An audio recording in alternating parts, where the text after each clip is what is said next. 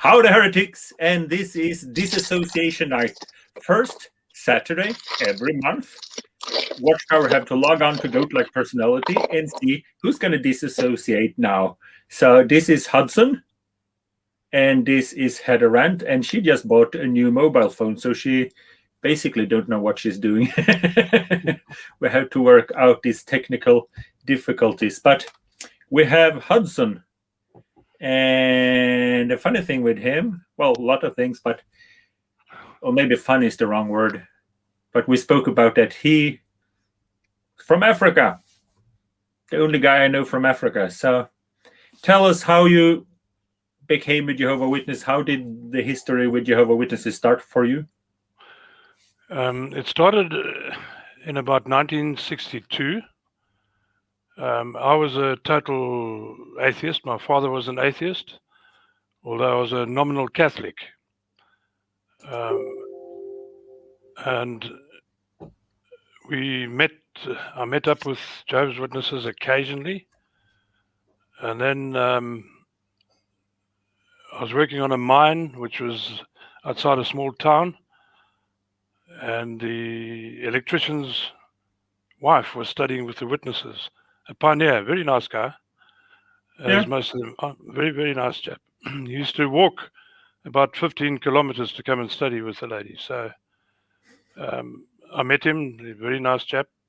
As I said, he then said to me, "What about you studying?" I said, no, I don't believe the Bible. He said, "Have you ever read it?" Of course, he had me there. No, I had not read it. So he said, "Would you like to study?" Well, we didn't start studying then. And met my lovely wife, got married in 1965, and we're living in town at that time in a place called Salisbury in Rhodesia. And that's Zimbabwe now. No, it's Zimbabwe now. Yes. Yeah. Okay. It's a basket case, Zimbabwe. Yes. So we started studying there because I was working in town, and then we were in the mines most of our life. Okay, and then we actually moved to town in 1971, I think it was. No, 1968, where we then got studying properly with the witnesses, apart from off and on. We were doing the truth book. And then they pushed us through that. They were in a hurry and threw us into a pool, basically. So that was the baptism. What? That was the baptism in 1969. Halfway through the truth book, that's all we had studied. You know that blue book? Yeah, I know the blue book, and this was prior to 1975, so it was kind of a speedy process. Yeah. They wanted to increase the membership. Then we had all this, what do you call it? The old stuff equaling the new stuff. What do you call that? It was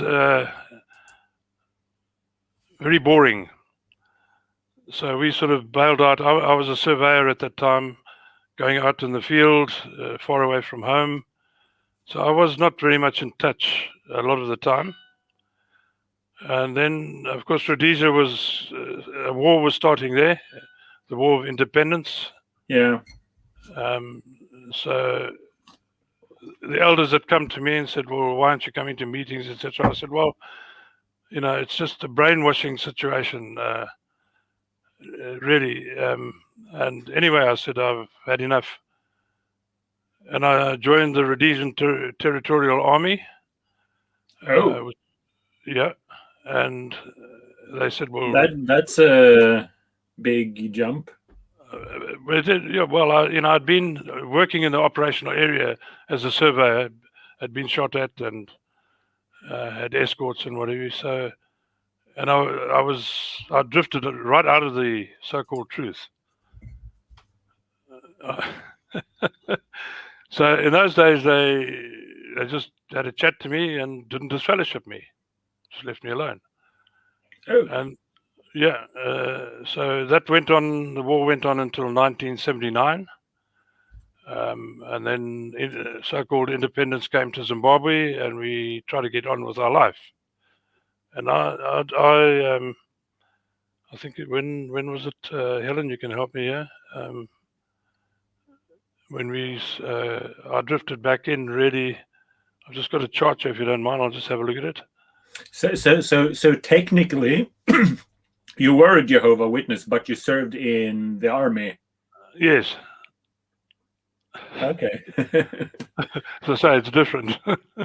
Yeah, well, technically, because I'm working on a lot of legal stuff right now with the government, and I try to explain for them the Elders book, because everything is written in code, so it sounds nice for them, but it's not a disfellowshipping offense technically to serve in the army, because basically, like when I refused military service, I was a criminal, so that would mean they were a criminal if you punish someone for obeying the law. So that's why it's I see. They call it a disassociation offense. Okay. Well, sorry, that was. Yeah. So then, after the war and re-establishing our life, I sort of drifted back in. But again, we were very peripheral. We were on the mines. Isolated groups, and the one particular place was 100 kilometers from the nearest town, and we would go to meetings midweek and on Sundays and do field service. Mostly we just used the Bible. We didn't, of course, have internet in those days. Seldom had magazines. So basically, it was really Bible. We'd study the Bible, have the isolated group. Often we'd go in service and we'd be the only ones there in the small town. So then, of course, the circuit overseer would visit us at the mine, which was from Salisbury, nearly 250 kilometers, bring a group of people, and they'd visit all the farmers. And it was a pretty fun time, actually. We enjoyed it. It was easy in those days to actually discuss things with circuit overseers, with elders, and often controversial, and just agree to differ. The one point that was always even right from 1969, where they didn't really beat the drum about only Jehovah's Witnesses was going to survive, but they were beating the drum about 1975. That was very real. Although we had drifted out at that time, lots of our friends that we used to meet, they were thinking of pioneering. A lot of them, it was really very intense.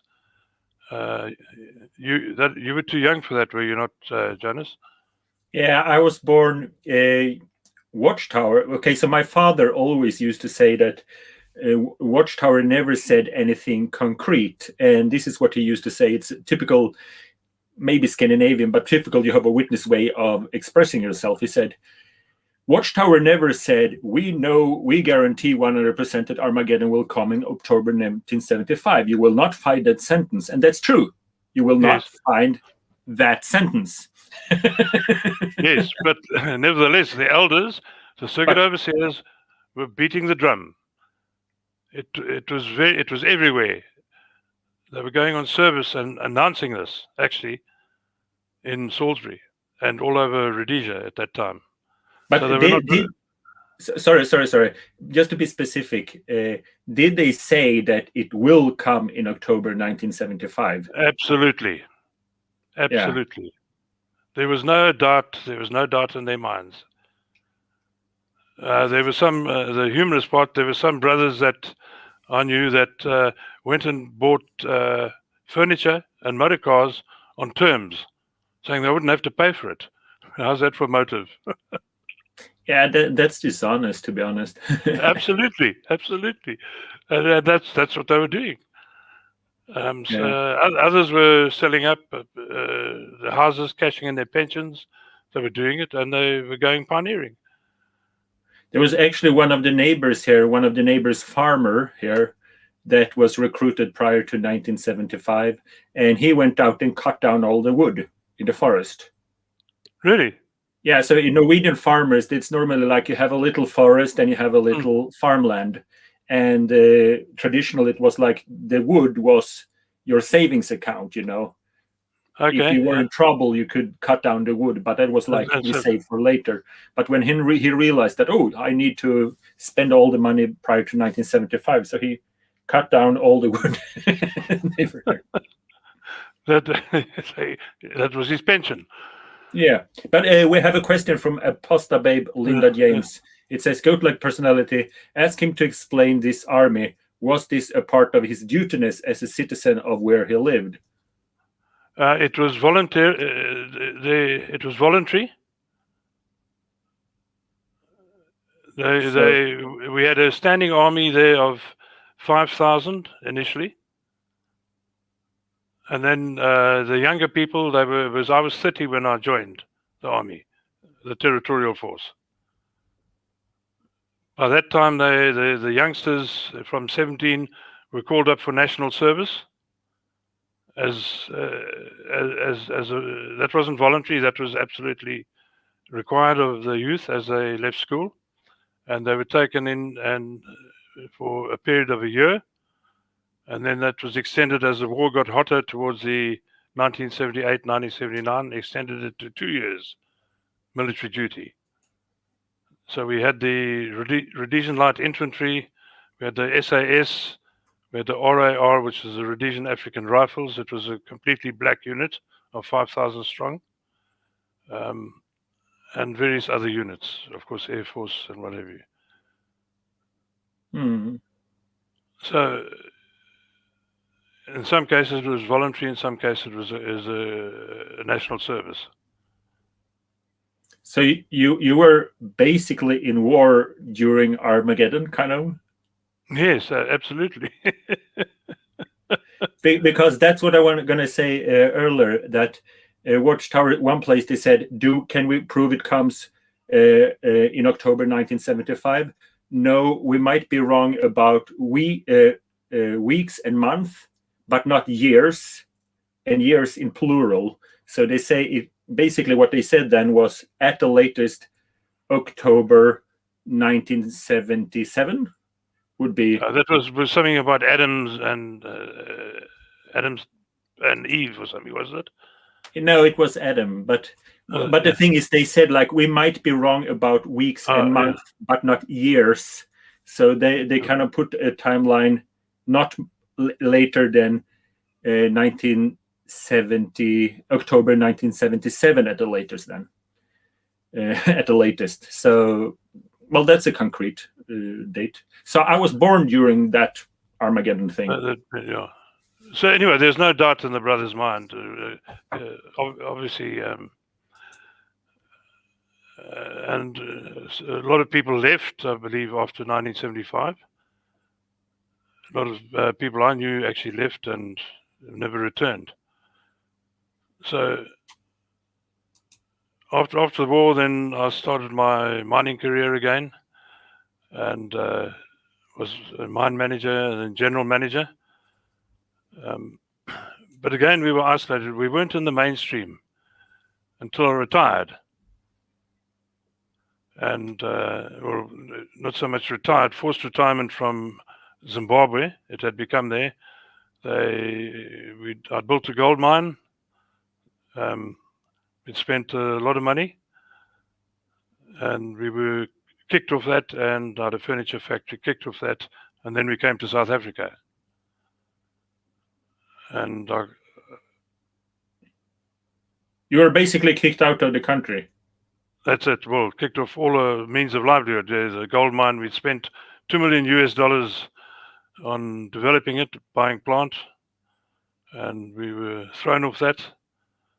I had a furniture factory that was exporting to South Africa. We were kicked off that. And we came down to South Africa with basically nothing. Started again. Why was that? Was it kind of like, haha, you lost the war, or it's like you're white? Well, yes, we were white, so they expropriated farms, mines, businesses. Just say that's ours now. Bye bye. Yeah. that were difficult times. Nevertheless, we went to South Africa, established ourselves again. I did a lot of work in West Africa and East Africa. Africa doesn't get that much better. It's generally chaotic. Anyway, it paid very well, and we got re-established. We went to the congregations. We were near the Bethel in Johannesburg, so we had a lot of Bethel brothers in the congregation. It was good fun. Very much more open than it is nowadays. But lots of things were bothering me, and I could talk to some of the Bethel brothers that come for dinner, and we discuss things quite openly, and again agree to differ. One thing that did start shocking me was the International Assembly, when that was about 2002, I think, where people came from all over the world. And we were sitting with our Bethel friends, and we had all these screens up now, getting all very modern instead of just sitting in a stadium. And my friend happened to mention that some friends of yours from Zimbabwe, you probably know them. They have set up a stall within the Bethel in Johannesburg, and they were selling curios to all these international delegates. I said, what? They were selling within the grounds of the Bethel. Yeah. They set up stalls and were selling curios from Zimbabwe. Soapstone carvings, artifacts, all those sort of things. Carved images. Carved images, that's it. So I hit the roof and I said, what? What? How can they be doing that? Jesus, according to the Bible, chased everybody out of the temple because they turned it into a commercial enterprise. I said, can I go and put a stall there as well? So the Bethel brother who told me about this said, well, I see it's upset you. What are you going to be doing about it? I said, I'm going to go and see the chairman. Tell him he's got to go and stop this. He said, well, don't mention to him that I said anything. I said, why, are you scared of him? Yeah. And you know what? We went there for a barbecue once at the Bethel, and we were having a beer and barbecuing the meat. And the head honcho for the Bethel, I'd never met him. Big stern-looking guy comes walking out, and my friend said, oh, quick, hide your beers. I said, why would we do that? He was absolutely terrified of this man who ran the Bethel. That was totally incomprehensible to me. So these are the little things that chip away,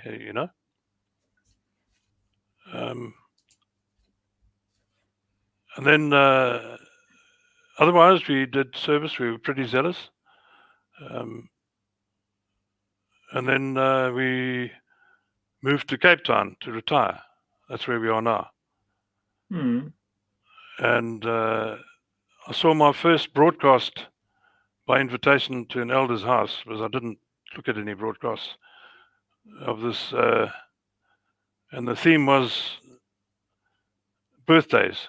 This child was having problems describing birthdays at school.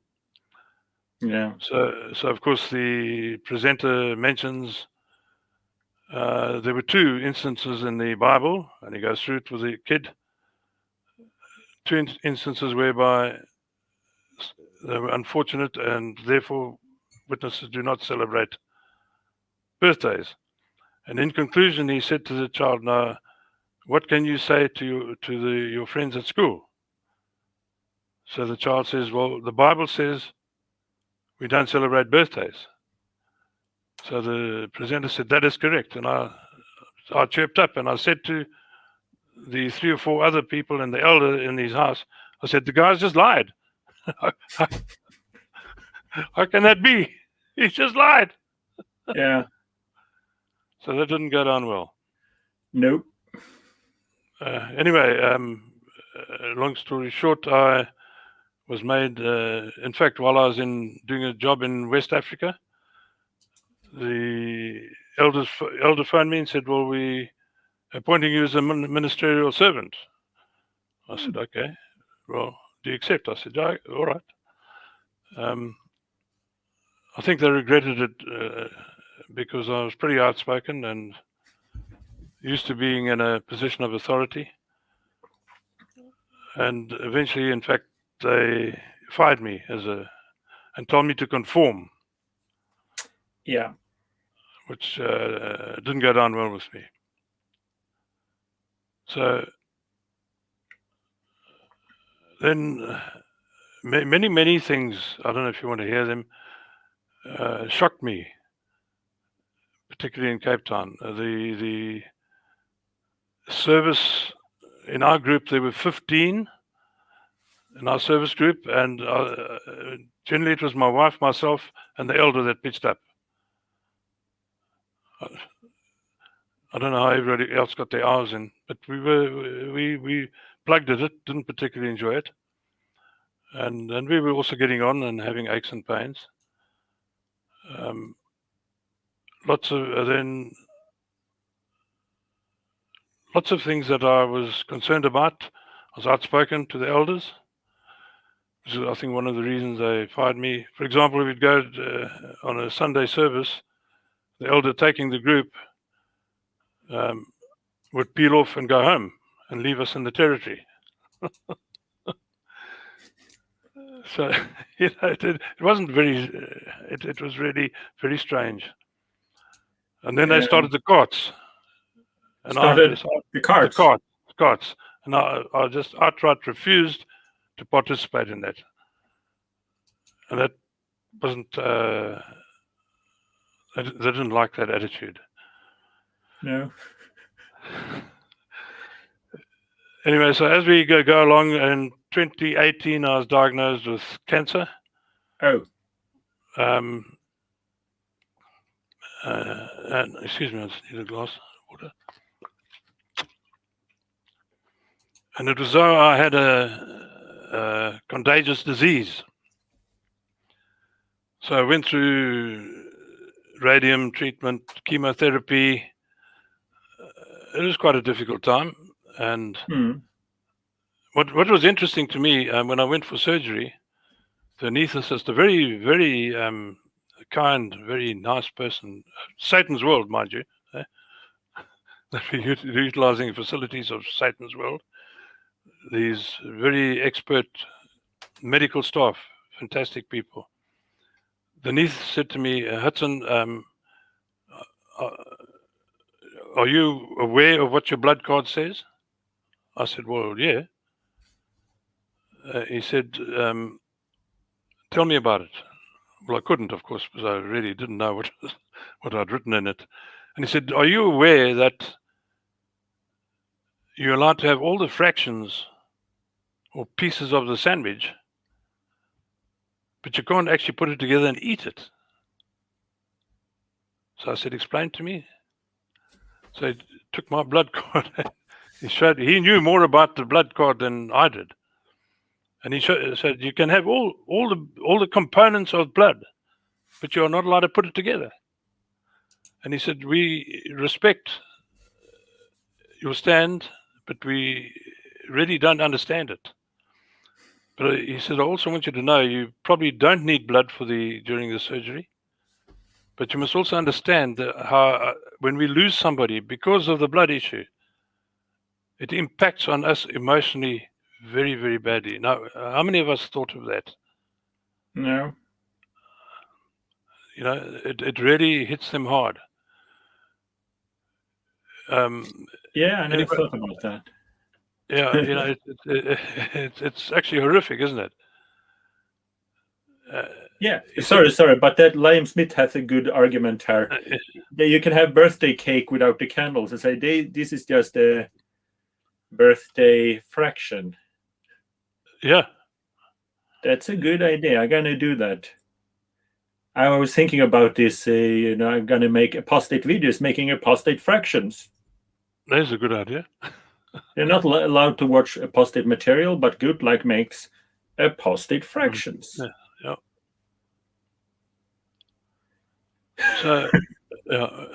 So, what? During my convalescence, I was still working. I sell survey software, etc. I work from home, so I moved everything, and we had a small business printing in town. And so I thought, well, here's an opportunity to get to know my religion with good intention. So I had many doubts, so I started studying or investigating through the publications. And now that's when you really see the repetition and start picking up the nonsense. I hadn't watched any of the broadcasts, and then apart from that one where I'd about the birthday, and then I started watching, and I met the governing body. It was horrifying. Yeah.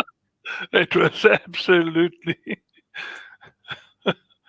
So I quit everything you knew about crazy elders, you realize that they are all the way in the top. Yeah, personified there, and obviously I couldn't have been a good witness, because I only then found out when I was doing this research that Jesus was Michael, and I said, "What? Didn't you know that? I didn't know that." What kind of witness were you? very, very bad. Obviously, I didn't know that. So that shocked me. And then this issue of everybody but the witnesses being saved. Now, I'd questioned this right from the beginning. And the circuit overseer used to refer to Thessalonians, where vengeance was coming with fire and whatever. And I said, listen, I just don't believe that a loving God can do that. And I stuck with that and argued this all through my life. And I asked an elder, I said, what do you believe? He said, no, he doesn't actually think that is correct, and that Jesus will read the hearts. So I said, therefore, you don't believe the governing body? He said, I didn't say that. I said, yes, but you just have. So you're an apostate as well. He wasn't happy with that statement of mine. And it's amazing how many don't actually believe that. Another elder came to visit me while I was convalescing. And I thought, well, that's nice. One of the few that actually visited me. And he said, well, we want to help you with service. I said, I beg your pardon? I'm not feeling that great, you know. I said, no, we'll put a cart outside your apartment here and we'll supply a chair. I showed him the door. And then, of course, the 1914 thing. And anyway, they left me alone for a long time. We hadn't been going to meetings for obviously since diagnosis. And then they invited me to join the meeting with Zoom. So I went to one meeting on Zoom and I said, you can just take me off the list now. Thank you very much. Never heard a thing for a long time, except for just before the memorial, I'd get phone calls. Are you going to join the memorial? And it's the only time I got any, and people I hadn't heard for in 10 years started phoning me to encourage me. And then an elder that lived just up the road from us, used to do the Watchtower study, he said, well, can I come and have coffee? I said, oh, sure. And he brought another elder. It never clicked with me that two witnesses. I was a bit slow. Anyway, we had lots of discussions, and I told him straight, I said, I cannot continue to preach the lie. Do you want to talk about this?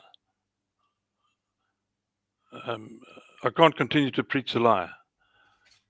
And they said, oh, well, it was nice having coffee. Can we come and chat again? I said, of course, anytime. And then the conversations carried on, and then eventually they stopped coming. Then I started getting the phone calls. Can we come and do a shepherding? This is from some other elders I've never met. I said, sure. So they said, I'll do it on a Zoom. I said, I don't do Zoom. You face to face with me if you want to talk to me. And this was during COVID. So they said, well, no, they can't do that. And then eventually, on 2 days after our 56th wedding anniversary, I got a call inviting me to, that was April the 17th this year, invited me to judicial committee meeting. I said, no, thanks. You have no power over me. You have no authority over me. That I've discovered from my studying. All right. Well, if you don't come, then we'll make a decision. I said, well, you've already made the decision, haven't you? They've phoned again and said they've decided to disfellowship me. I said, well, that's good. That's quite fine. But you're going to announce it now, and you're going to bring my good name into disrepute. And I said, I'm going to fight you on that. And on what grounds are you disfellowshipping me? Oh, disseminating apostate material. Can you repeat that? Disseminating apostate material. I said, excuse me. Disseminating is a very big word for a Norwegian goat farmer. Distributing. Distributing. Okay. Yeah. Apostate material. So I said, I beg your pardon. The only so-called apostate material is I picked up on the website I've sent to my elder friend in brackets. What do you think of this? I hadn't disseminated to anybody else. And I said, so that elder friend of mine's a liar. Because he now shocked me to the, and then this fellowshipping procedure went on. I said, well, you're doing nothing to me. None of my family's in the truth anymore. I don't have any friends because that was very obvious from when I had cancer and was convalescing. Nobody came to see us. They just, it was very, fairly disheartening. But nevertheless, I'd already decided that, and I told my elder friend that I said, just leave me alone. You carry on and do your thing, and I'll do my thing. So there, I didn't have a chance to disassociate, but I do so now. I'm very happy not to be associated with Jehovah's Witnesses. I do not want to be tarred with the same brush. Oh yes, RAC, Royal Australian.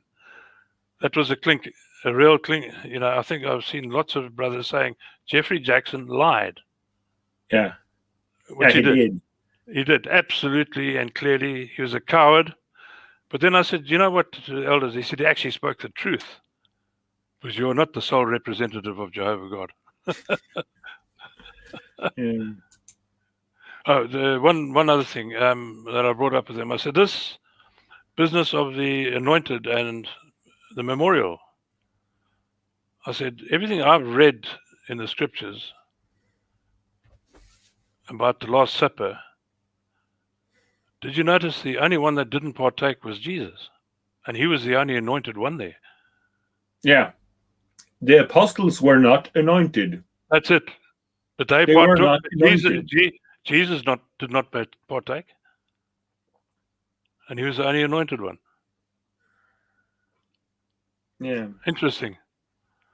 I put that comment on Quora, and a number of people said they hadn't thought of that. And if you actually read those accounts, But sorry, does the Bible state that Jesus did not partake?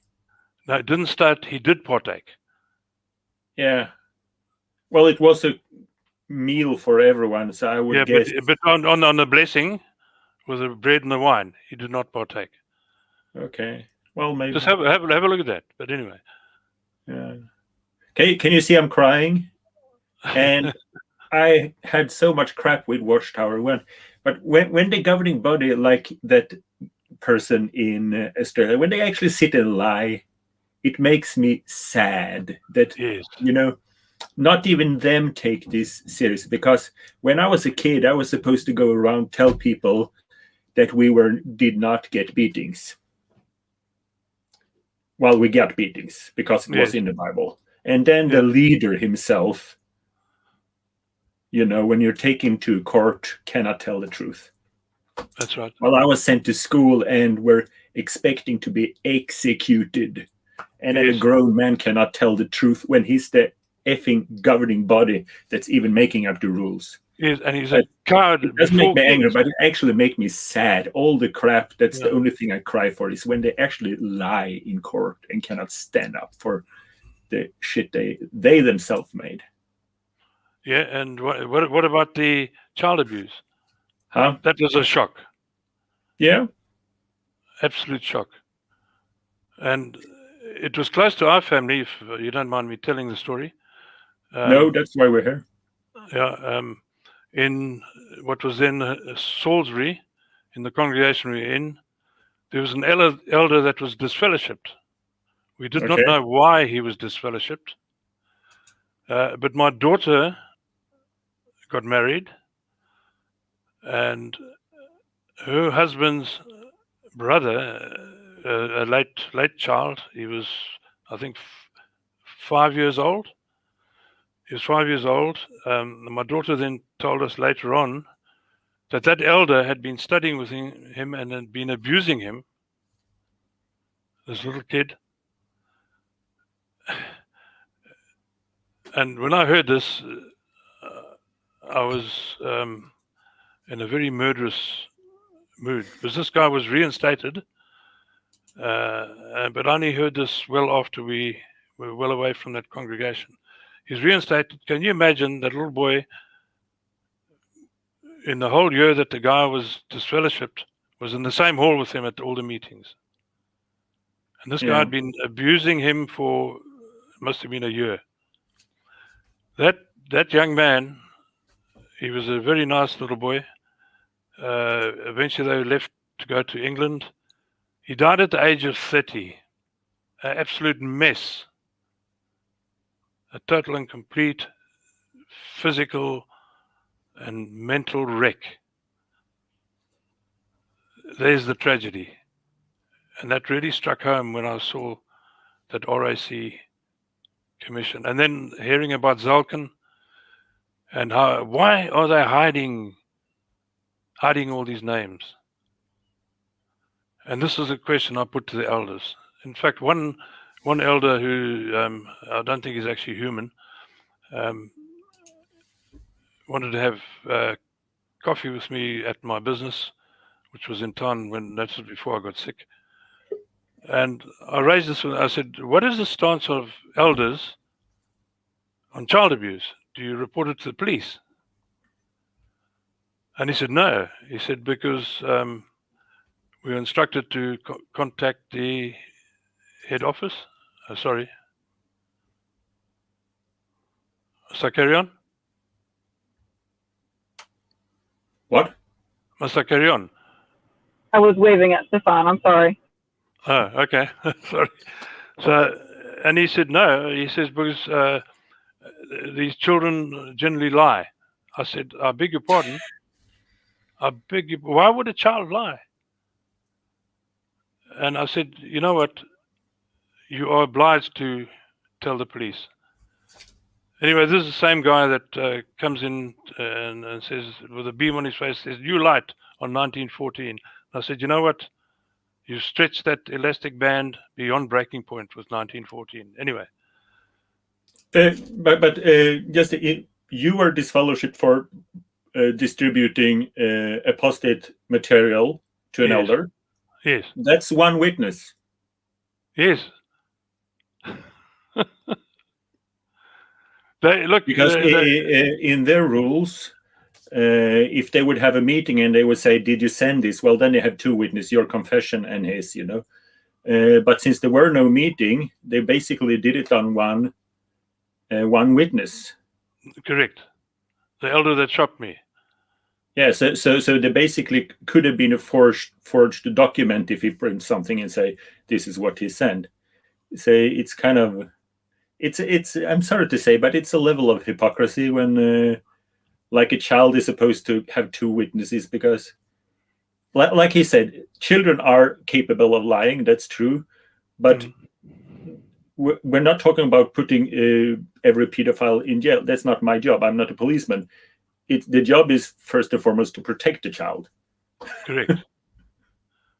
Correct. Anyway, so we had many. So I was, as I said to him, I do not want to be tarred with the same brush as the witnesses. A, because the governing body lied, so therefore the rest of the body must also be lying.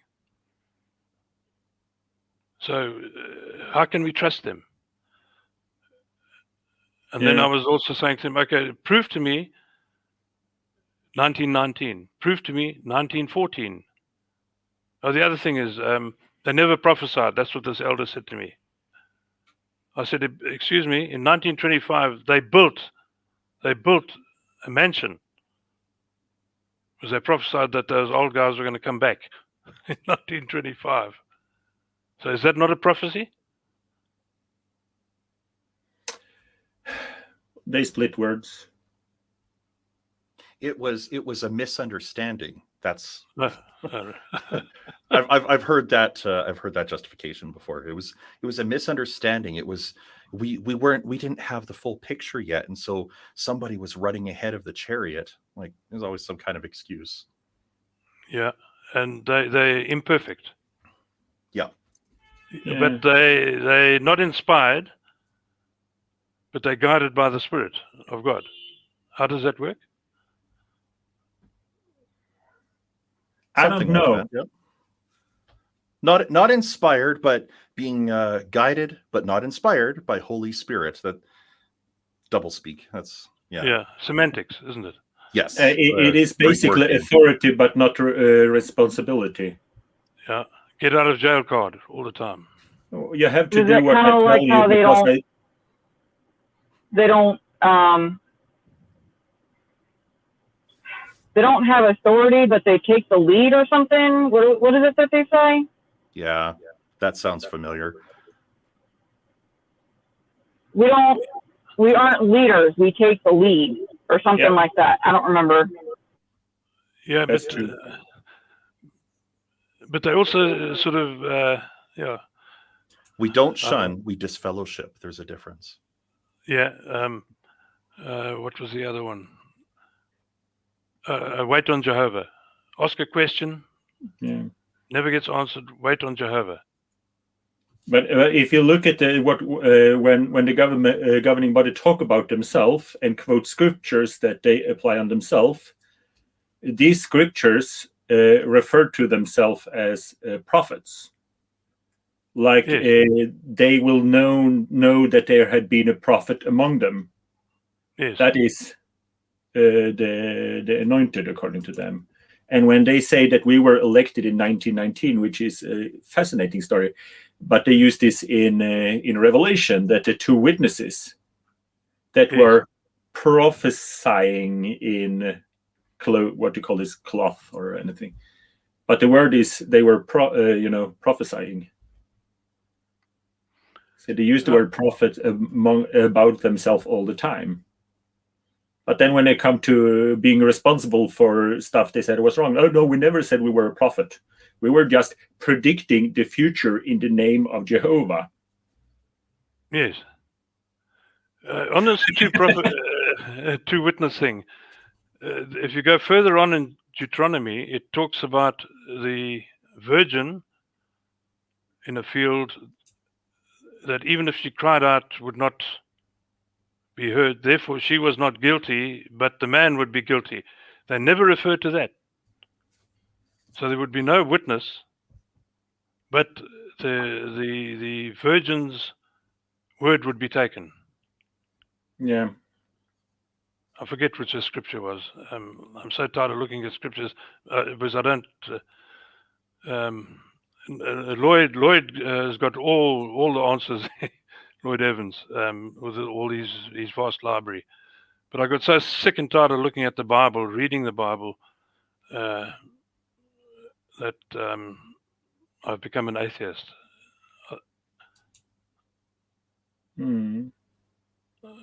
Jonas, you're an atheist? No. No. Because you can't really prove that he doesn't exist, so I don't really see the point in being an atheist.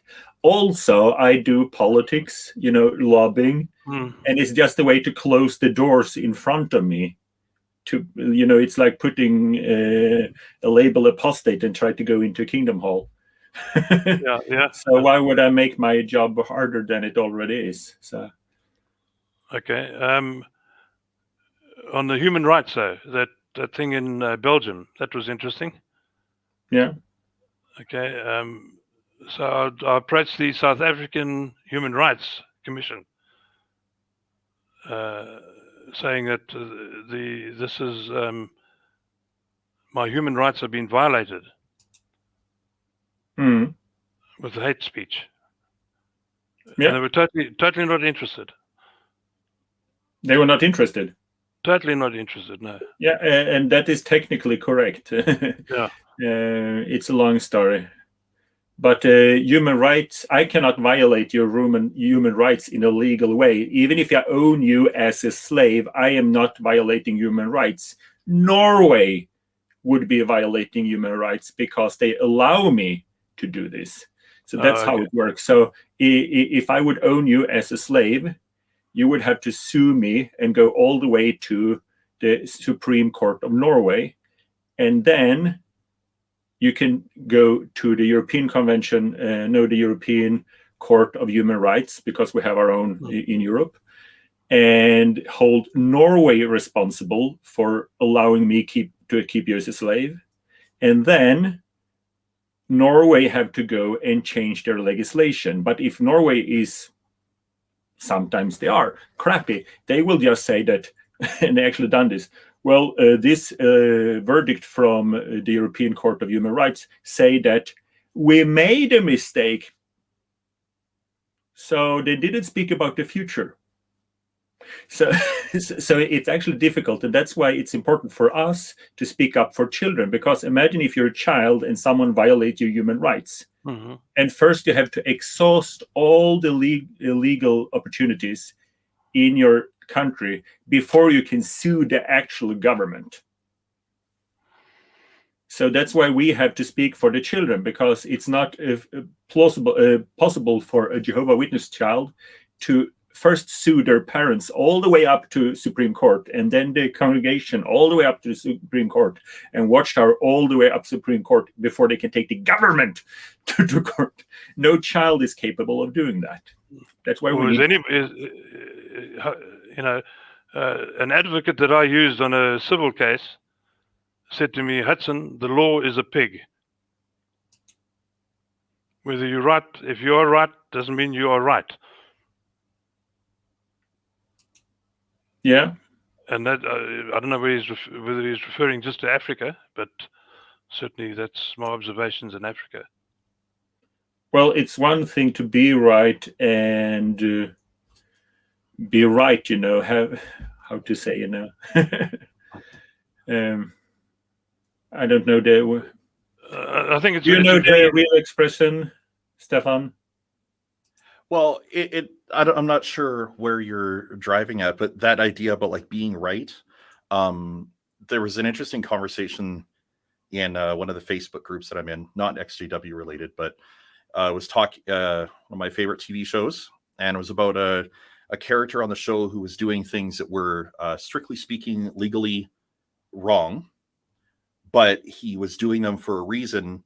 And he's like, I'm right about this. And in the end, they found out that he was right, but he wasn't going about it the right way.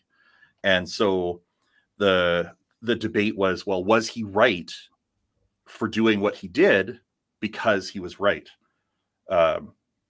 Basically because like what he said was true. And my stance on it was, well, he was right, but he wasn't in the right. Yeah. There are channels. There are things there are ways to get things done if you want to right or wrong. You just have to use those channels. You have to persevere as well. Yeah. But this advocate said to me that he has taken absolutely bulletproof cases in front of the magistrate or the judge, and the judge has ruled against. And he stands there with his arms like this and says, how can that be? I've been there too, and sometimes they just make mistakes, and there's always a big gamble in court.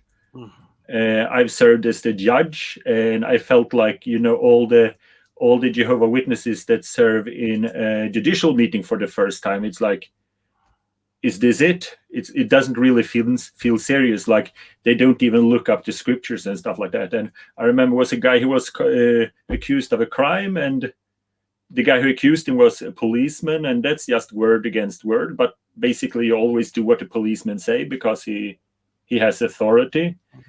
And then he was accused of violating 3 paragraphs, and I signed the papers that he was guilty, but it all went so fast. I actually never looked up those paragraphs and read them myself. Was this in your capacity as an elder, was it? Or? No. It was a normal court case. Okay. So I served as a judge once. I think they kicked me out. I was never invited anymore. So, but it's not perfect in any way.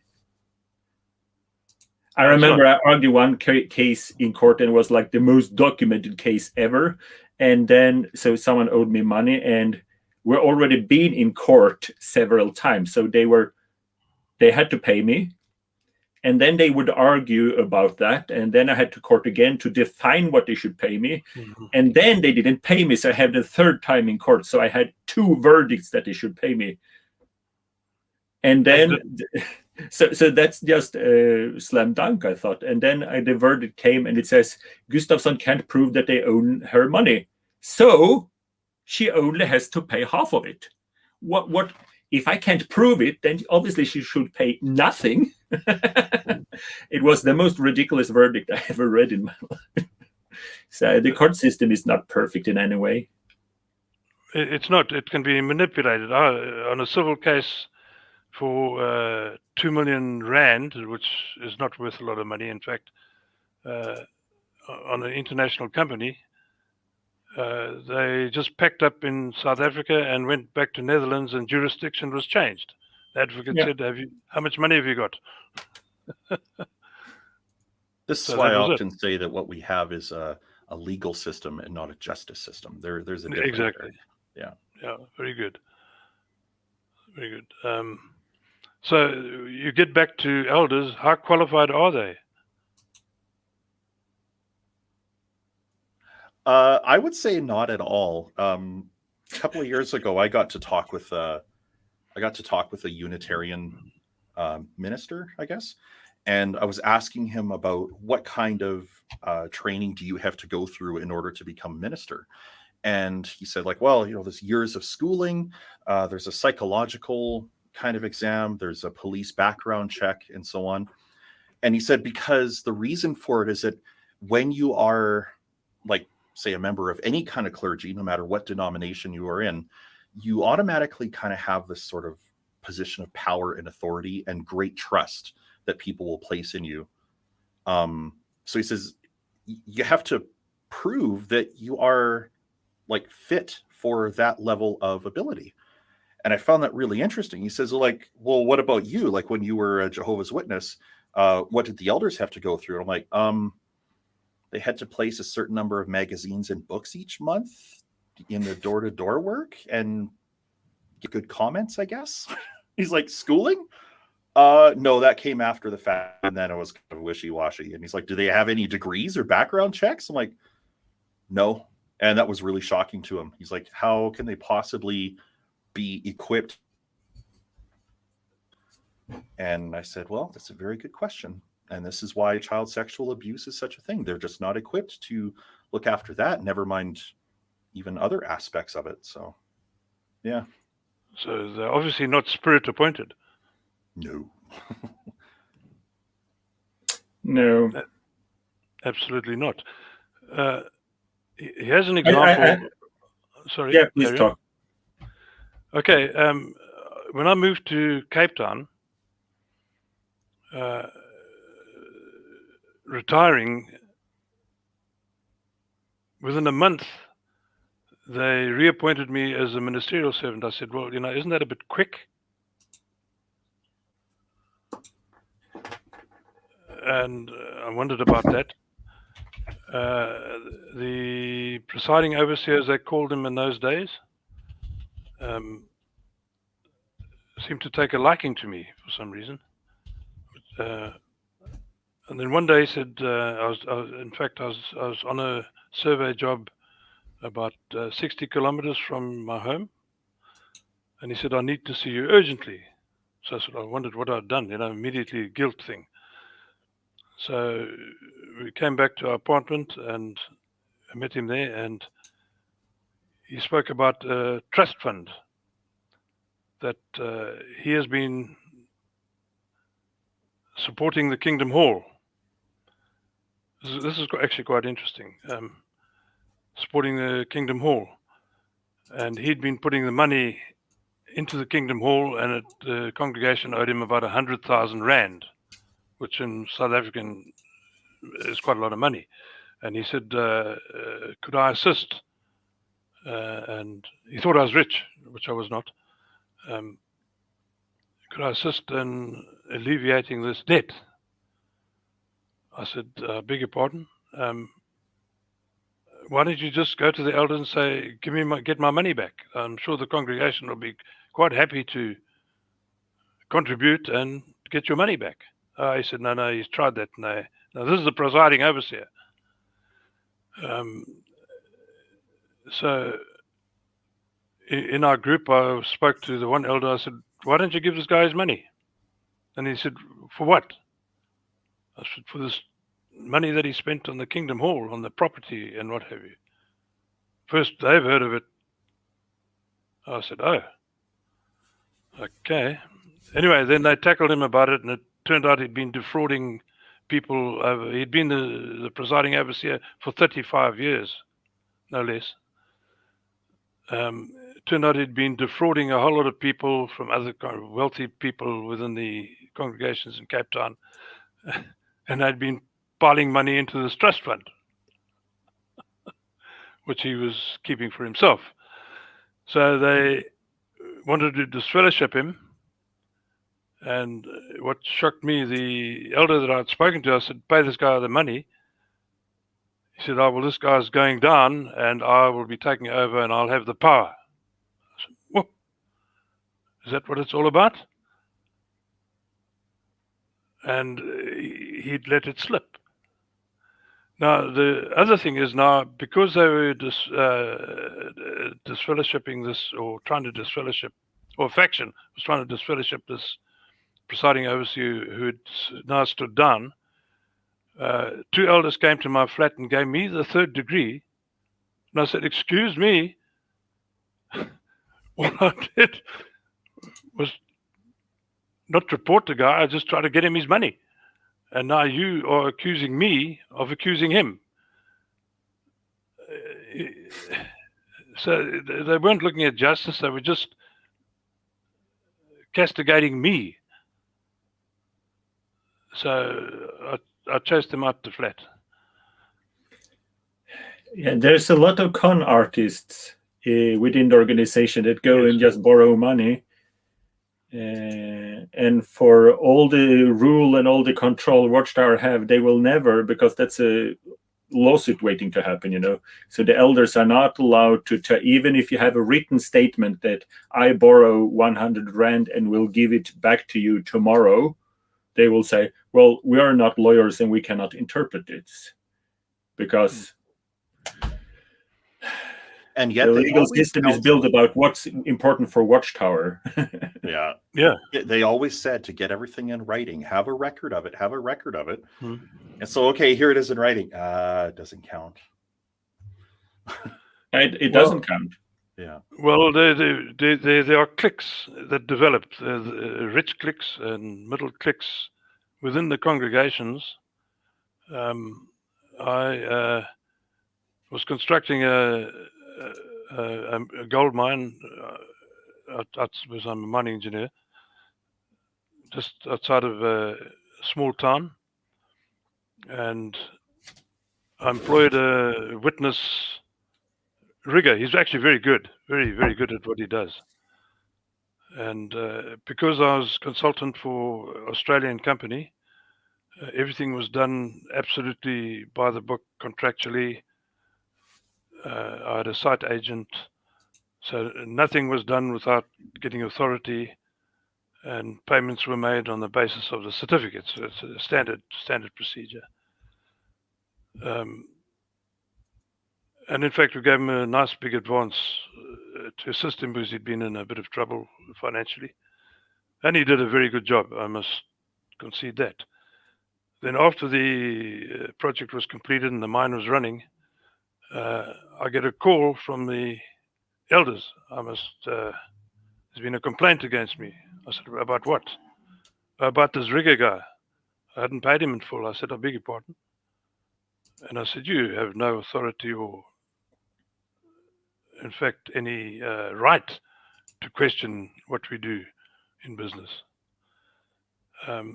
It also so happened that another elder was also working on the site for me. Also, he did a very good job. He was called as well because he was signing his certificates. So I said, okay, I'll go with you, because he was very distraught about it. So we went to these elders, all relatives, by the way, of this rigger. And I said, I'm not obliged to do this, but here are all the contractual forms, here are the payment certificates, everything. He's been paid up to date. Then this guy was sitting there as well, and he said, but I moved the mill off the transport truck. I said, did you get a work certificate for it? He said, no. I said, well, then that's why you weren't paid. I said, nevertheless, we'll pay for it, because I know you took the mill off the truck and rigged it off. Paid him, and it just went on and on. And eventually I just said, listen, I'm not putting up with this anymore. You do what you want to do.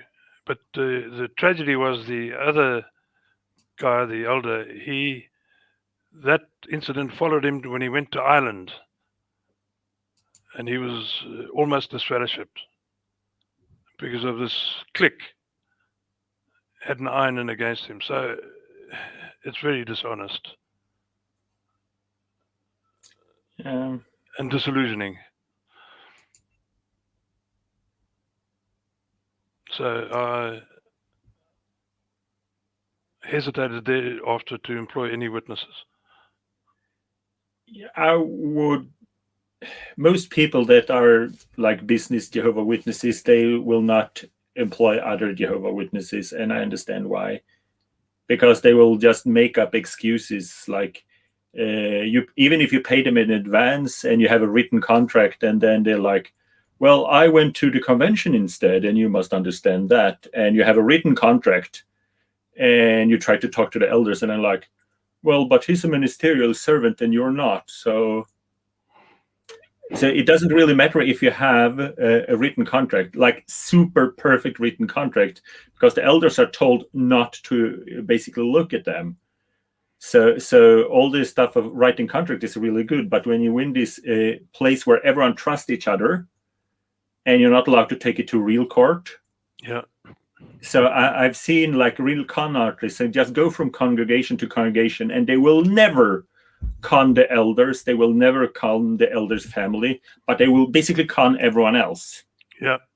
And it doesn't matter if they have a written contract. It's like, well, doesn't matter. You can't take me to court, and the elders will not look at it. My ex-wife, her grandfather owned a mechanic shop in the small town she grew up in, and he was an elder in his congregation, and employed a whole bunch of witnesses as his employees. Some were good hard workers, others weren't.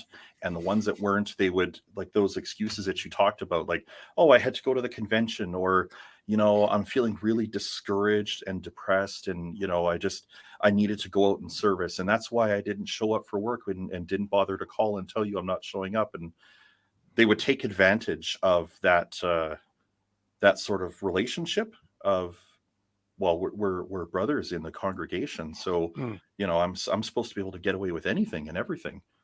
I was a supervisor over one guy in a retail environment, and yeah, he used to have another friend of his from the congregation come in and visit with him all the time. He wouldn't be out on the sales floor; he'd be at the back visiting and so on. And he didn't think that I would actually say anything to him, and I had to pull him aside and be like, "What are you doing? Like, if you're going to steal from the company that we're working for by not working," I said, "I'm going to have to go and talk to the elders, because this is like now a spiritual matter, because et cetera, et cetera." And yeah, it's messy. And I actually kind of feel a great deal of shame in retrospect about bringing that into it. But yeah, it's messy. It is. I got to the stage as a mine manager and a general manager. People would come with their CVs and tuck a watchtower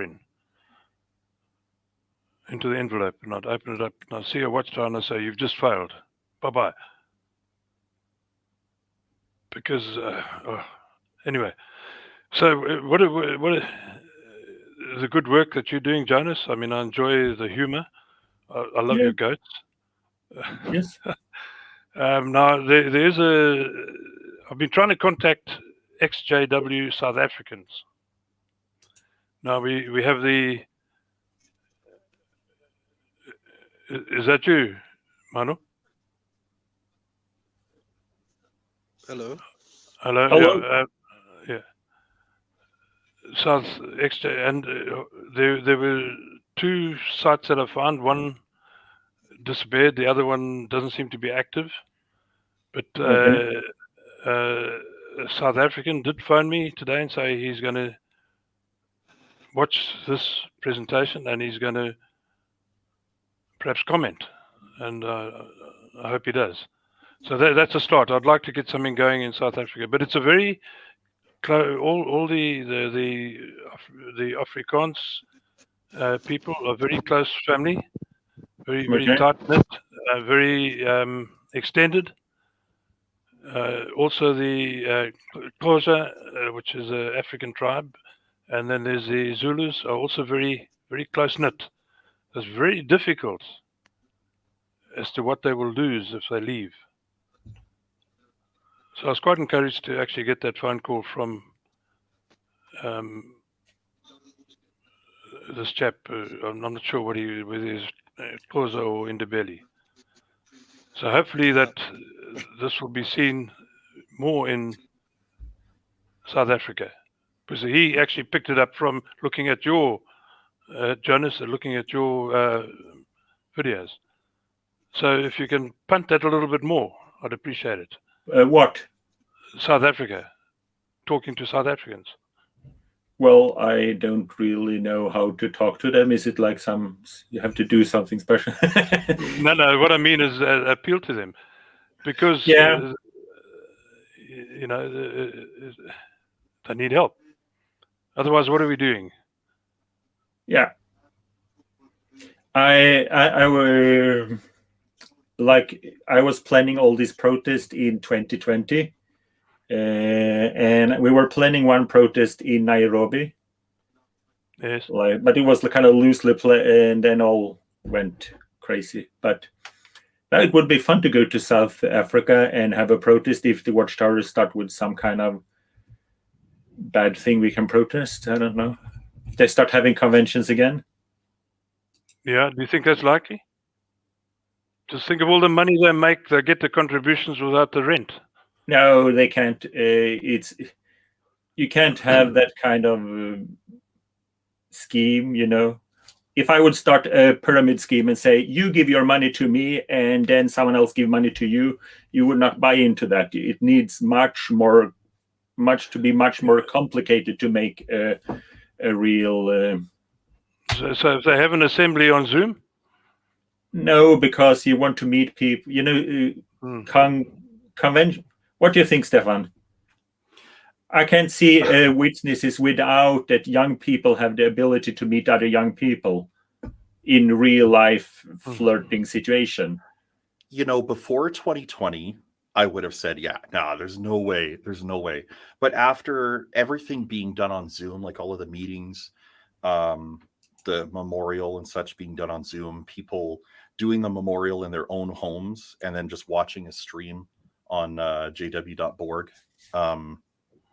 The idea of conventions being entirely digital rolling forward, I could almost picture that. And especially once they get the media production facility done, then, you know, the next thing you know is they've got this big fancy set that's for conventions. I mean, they already have it for JW Broadcasting, but they have this big fancy set for conventions and everything else. And then they don't have to worry about paying to rent all of these facilities and worrying about all that. They'll say like, oh, we're simplifying, we're making it easier and better and whatnot. I mean, back in the 80s, they used to make fun of what they called like the electric church. Even if you do a search for that term in their Watchtower online, you'll find articles where they're blasting other religions or evangelists for doing it all via like televised everything. And as time goes on, they're doing more themselves. Even the printed literature, I mean, the Watchtower is down to 3 issues a year for the public, and I think it's only 16 pages. So I could actually picture them going entirely digital and then just having a windfall of money from all the Kingdom Halls that they could sell off. I could do that. At this point in time, I don't even put anything past the Octopope to make money. Well, that's the other thing is. Yeah, I can't. Okay, I think they can. I believe that Jehovah's Witnesses will turn into a version of the Plymouth Brethren. They basically have Kingdom Halls, and they have meetings 7 days a week to keep you busy. They're not allowed to talk to other people, and they have this controlling environment because they need to keep your brain busy all the time. You know, look at this, look at this, look at this, look at this, look at this. Listen only to my voice, only to my voice. It's actually the same as hypnosis, but in a different way. But then when you stay in the cult, why do you stay? You know, things crap, and then you're thinking, well, maybe, you know, you have the hope, not the hope for paradise. That's too weird. People have like, maybe like single sisters, like maybe I will meet someone next convention. And then maybe I'll meet someone at the circuit assembly. Maybe if I push myself harder, I can. We have to go to the work with this congregation and need greater. But like, there has to be something that's gonna happen. You want to meet some sister, you know. To be honest, I was a very religious person, but I thought I would die in Armageddon due to masturbation. Don't tell anyone. And I still got baptized because I thought 2 things. I thought maybe I can save other people by preaching, you know. And also I thought maybe, you know, there will be a long time to Armageddon. So, you know, you can have a happy family life. And you think when you're a witness that the only way to be happy was to have a Jehovah's Witness wife because worldly women are terrible. So basically, it all boils down to, well, maybe 50% that you actually wanted to get hitched when I got baptized. I was 16, but you know, the life plan. Yeah. So if Jehovah's Witnesses at that point did not have convention and were not possible to meet other Jehovah's Witnesses, I don't really... Yeah, it's a point. How long do you think it'll be before there's a Jehovah's Witness Facebook? Like only like right now there's like Jehovah's Witnesses on Facebook. And I put my finger in your ass. And I put my finger in your ass. Pull out your testicles. What? Am I making you hot? That is. No, it's some assholes calling in. Do you think it could be possible that they would do a website where it really is like, you know, like JW Fellowship or something like that, and you have to register and provide your congregation ID and whatnot so that they can confirm who you are? Like, could you picture it going down that road? or even for that matter, the online library being locked behind a username and password system so that it's not available to the general public anymore? You're asking me or Hudson? Yeah. And I'm not sure. Yeah. They are basically very secretive, aren't they? But why would they hide the library? They redact the older publications. Not sure. What do you think? Maybe to keep us apostates from actually exposing, like, look, this is what they're writing in their literature. Well, what literature? Yeah. Yeah, but we were planning protest in. Okay, so I have some nice people on the inside sending me stuff, and they had QR codes and stuff for the convention in 2020, at least in Czech Republic. So you should be able to go in with a QR code, and imagine if you do that. That also means that if you go to the convention and do what many guys do, that you go in, you do the singing, blah, blah, blah, blah, blah, and then you go out and go these long walks. I'm going to the toilet, and you spend 2 hours going to the toilet, But with a QR code, then, the elders will be like, well, Brother Hudson, you took a long pee break on the Sunday, I spent a lot of time walking in assemblies. Yeah, but fill out this card. How many liters did you actually put into the toilet? And when we were protesting in Melbourne, Australia, they, at least on the Friday, when people were entering the convention hall, they say, please line up here and have your badges ready for inspection. So they were boarding the Kingdom Hall like it would have been an airplane or something. And, these, they are easy to print, I had one, but I didn't use it. But, I guess they just made a list of everyone that was there. Because it was only one day, and then you could move in and out. But I think kind of they just want to control how many witnesses that actually went to the convention. And which ones? Yeah, they tend to keep track of that. But now, on these Zoom meetings, can I just change because I need to go in a moment. One service provider on IT, witness, who initially didn't want to continue doing work for me, but then obviously had missed the money because I'd just been disfellowshipped. Anyway, he's back in the fold, talks to me now. I said to him, prior to me being disfellowshipped, I said, by the way, how do you like these Zoom meetings? I said, it's actually quite useful, he said, because we log in, but we switch the video off. And then it's in the background. So I said, isn't that a bit deceitful? He said, no, then it's in the background and they're not missing the meeting. I said, oh, okay.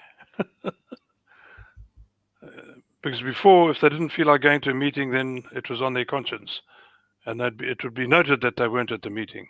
But here, apparently, in Cape Town, they can log on and switch off the camera. The congregation I was in before I left, it was in a rural part of Canada here, and there was another congregation that existed in an even smaller town about half an hour away from the city where I was living.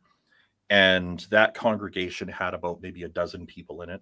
And it wound up getting dissolved and absorbed into the congregation that we were in. And their tiny little kingdom hall out in that little village was sold off. And rather than drive the half hour each way, more often than not, they would all go to somebody's house out in that village and tune into the meeting over the phone. And they were counted as being at the meeting. So honestly, like, I would say that any Jehovah's Witness that tunes into the Zoom meeting and then just turns off the camera to listen, I can't really feel like anybody should have any means to complain against that family. It's like, this is no different than the phone hookup back when that was a thing.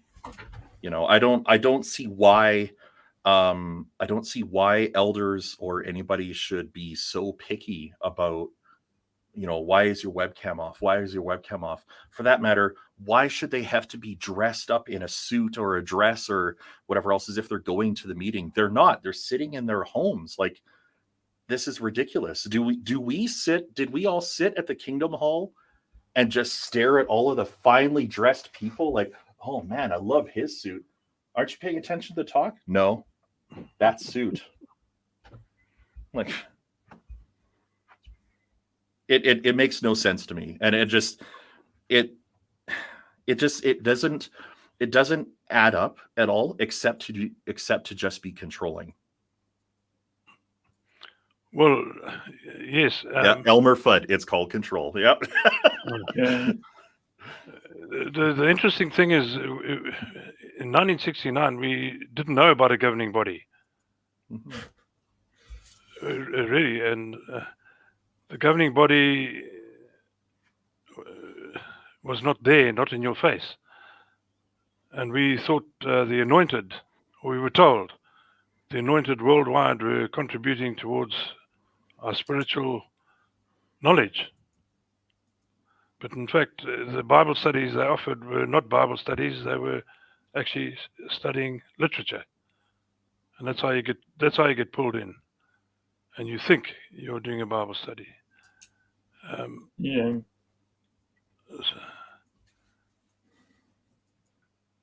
So really, we're all ex-JWs, and we've made a reasoned and mature decision, I think, hopefully, all of us have. Because if you look back into it from outside, you see a hollow shell, don't you? That's what I see. I see just something that is not real. And initially I was quite dismayed as to how I actually got involved and stayed there. Yeah. But I've got over that now. I don't blame myself too much. Mm. So I have a question to Hudson, but first I would like to say I got the paid version for StreamYard. So if anyone wants to spit in $1 or $2 to help me, please do. Because it actually takes a lot of time with the posters. I think this week I spent, I'm not kidding, 5 days that I take out from work, and we're working on a case with a Norwegian government, blah, blah, blah, that I cannot mention right now. But it takes a lot of time. So if anyone want to spit in $1, not more than $1, but if anyone want, please do. How do we do that? But the thing I was thinking about was you was a witness during apartheid. No, I was not in South Africa during apartheid. Rhodesia was different. It had a very mild sort of black population could virtually live anywhere, could indulge in business. They just couldn't vote. Oh. They had to, and they were talking about having several different roles according to education and ability, which was incorrect and led to the war. Yeah, of course. But education levels were very high throughout the population, very good. And it worked pretty well. It was a very prosperous country, but until the war. Okay. Yeah. So how do we do this contribution? It's possible to give a super chat up there. Yeah, on the YouTube video, just below the chat box, there's a little, at least on my computer anyway, there's a little $sign. You can click on that and you can choose what you want to donate and type a message. And it gets processed through Google Pay. Yeah. Okay. I will assist you with pleasure. Don't worry, I'm not starving here. It's just I have a very nice worldly woman that's very supportive, but I spend when I take this much time spending on activism, it is kind of time that I'm taking from her, when you're a couple. So she's very, very understanding, and I kind of have to remember not, because witness, you're trained to be like very unselfish. You kind of have to learn to stand up for yourself. Doesn't come natural to me. I'm from a really nice family. They're crazy Jehovah Witnesses, but they were like a super big Jehovah Witness family, and none of them talked to me, but they were good people. Oh yeah, because they were not phonies. There's a lot of witnesses that are phonies and like that. Witnesses put it on like they want to atone for past wrongs, and they think that this is the way to do it. And that just, to me, it makes it phony. Yeah.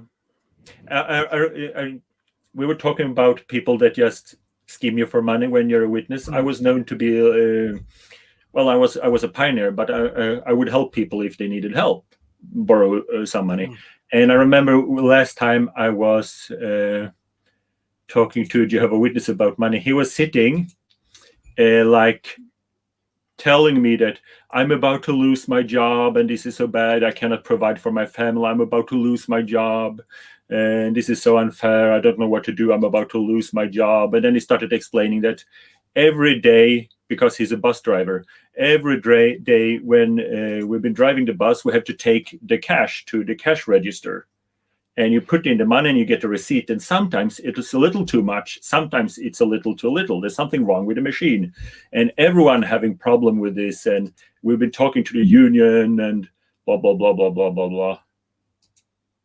Thank you, Freddie Ray.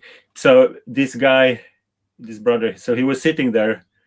I do have a Patreon account, but so he was sitting the whole evening talking about how he was going to lose his job because every day when he put the money into the machine, there's some mishappening. So it's a few kroner every day. And now it's add up to 5,000 and he didn't have the money and the union couldn't help him and it wasn't his fault. And all the bus drivers had the same problem. And the union had been working with this. I just allowed him to be sitting there the whole evening making a fool out of himself because I knew he was lying. The whole evening he was talking about how he was going to lose because they know I'm a good guy. So they were waiting for me to say, I'll lend you the money. So he sat the whole evening talking about how he want to lose his job. And then I went out talking to other bus drivers and they were like, never heard about that.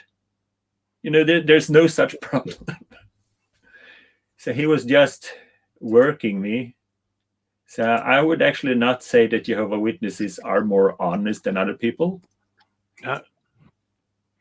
Not worse, but also not honest. Well, building the Bethel in Harare, as it is now Salisbury, I contributed my time for nothing, surveys, and then to my horror, we discovered that one of the elders supplying overalls, etc., to the Bethel workers was charging 3 times as much as you would buy them from in a hardware store. That was not encouraging. No. Jonas, I need to go. Yes, but we have to make your announcement. Do you want to make the announcement? Yes. What's his name now? XJW Silent No More? I'm an XJW. I'm happy to be disassociated. Yeah. Although, and not to be tarred with the same brush. Yes. Hudson Chalmers is no longer one of Jehovah Witnesses. And yay! I remember the day. Thank you. So, yes, thank you for coming on. And we'll be in touch. Yes. See if there's a protest in Australia, in South Africa. It would be fun to go. I'll let you know. So Thanks for joining. Yes. Thank you. And don't hang up, XJW. Is there anyone else that wants to call in and disassociate? You can do that. I was just thinking to myself, so I just kind of faded away and disappeared. And I mean, I kind of outed myself as being an apostate when I was at the protest in 2019, but I never actually formally renounced publicly, except to some close friends. So if I may. Yes, but you have to give the top 10 reasons. Oh, the top 10 reasons. Oh, wow. Yeah. Okay. You put me on the spot here. Drum roll, number 1. Oh, you don't want me to count down to number 1? No. Oh, yeah. I don't know. All right. So, okay. Reason number 1 is the elder arrangement. That is such a load of malarkey. Can't stand it. And all it is just power over others. Man dominating man, to use that scripture in the Bible. So, yeah, that's reason number 1. Reason number 2 is right here. Right? This is a made-up rule that you can't have one of these. So forget that. That's just ridiculous. Reason number 3, obviously, child sexual abuse being covered up. I mean, honestly, that should be reason number 1. But these are in no particular order, so don't think that these are ranked, folks. Reason number 4, ignoring flat out things that the Bible says. Like, for example, where Jesus said not to have titles amongst yourselves. Well, for crying out loud, could Watchtower be making up any more titles? So no, they don't follow the Bible at all that they claim to. Reason number 5, the false prophecies. Yeah. Okay, we're halfway there. I gotta think. Yeah. Reason number 6, everything to do with the bite model. I mean, it's so blatantly, in my opinion, a cult, and I refuse to be part of a cult. Yeah. So if someone don't know what a bite model is, you Google BITE, and it's like a way to describe high control groups, and they kind of follow the same business plan. Mm-hmm. So that's the bite model. Yeah. That was reason number 6. Reason number 7, they can't even be bothered to follow their own literature. So putting aside like what they say about the Bible, they can't even be bothered to follow their own literature. For example, the Watchtower once claimed that if they ever had to solicit donations within the pages of the Watchtower, that they would take that as a sign that it's like, all right, it's time to close down shop. We're done. And even in an article where they cited that, in that exact same article, they solicited donations. So yeah. I'm like, yeah, no, you don't even follow your own literature. You're just making this up as you go. That was reason number 7. Reason number 8, Tony Morris. Need I say more? Yeah, he's crazy. He's not my favorite. He's not mine either. Can't stand him. Reason number 9, when I was I met a woman that was supposed to be, on paper anyway, the perfect Jehovah's Witness wife, so to speak. This woman was physically abusive, mentally abusive, emotionally manipulative, and worse than any woman that I had ever dated while not in the organization. Now, I'm not saying that all Jehovah's Witness women are like that, but the problem is that when I asked around about her, people lied to my face about the way she was, and then only after we were married and I got to see sort of the act come off, that's when these people that lied to me before said, actually, she's always been that way.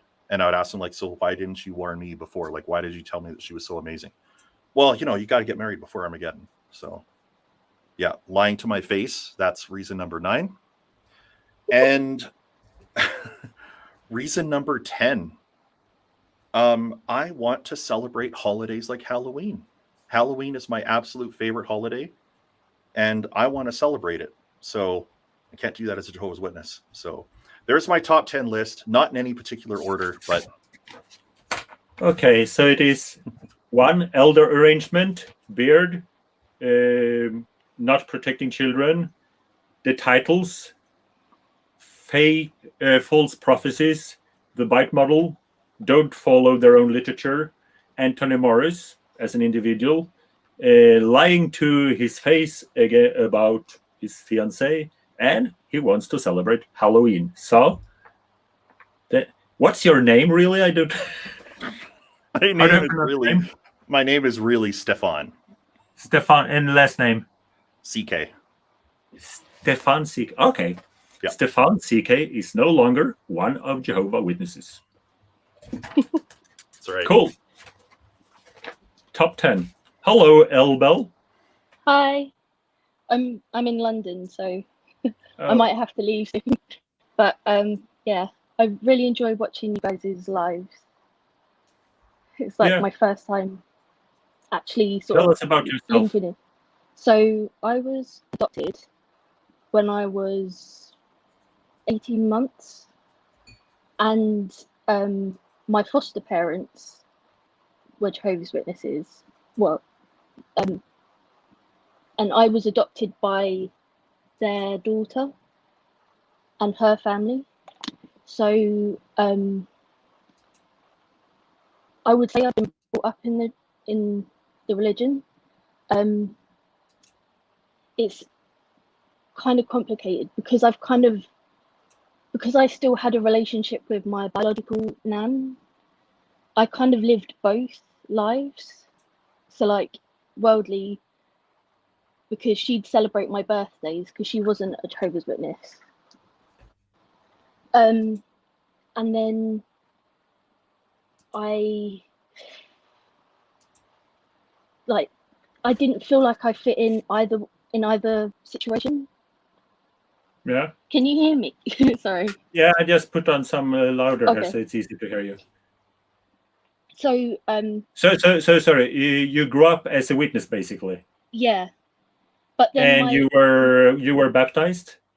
Yeah, I was baptized in 2007. I think.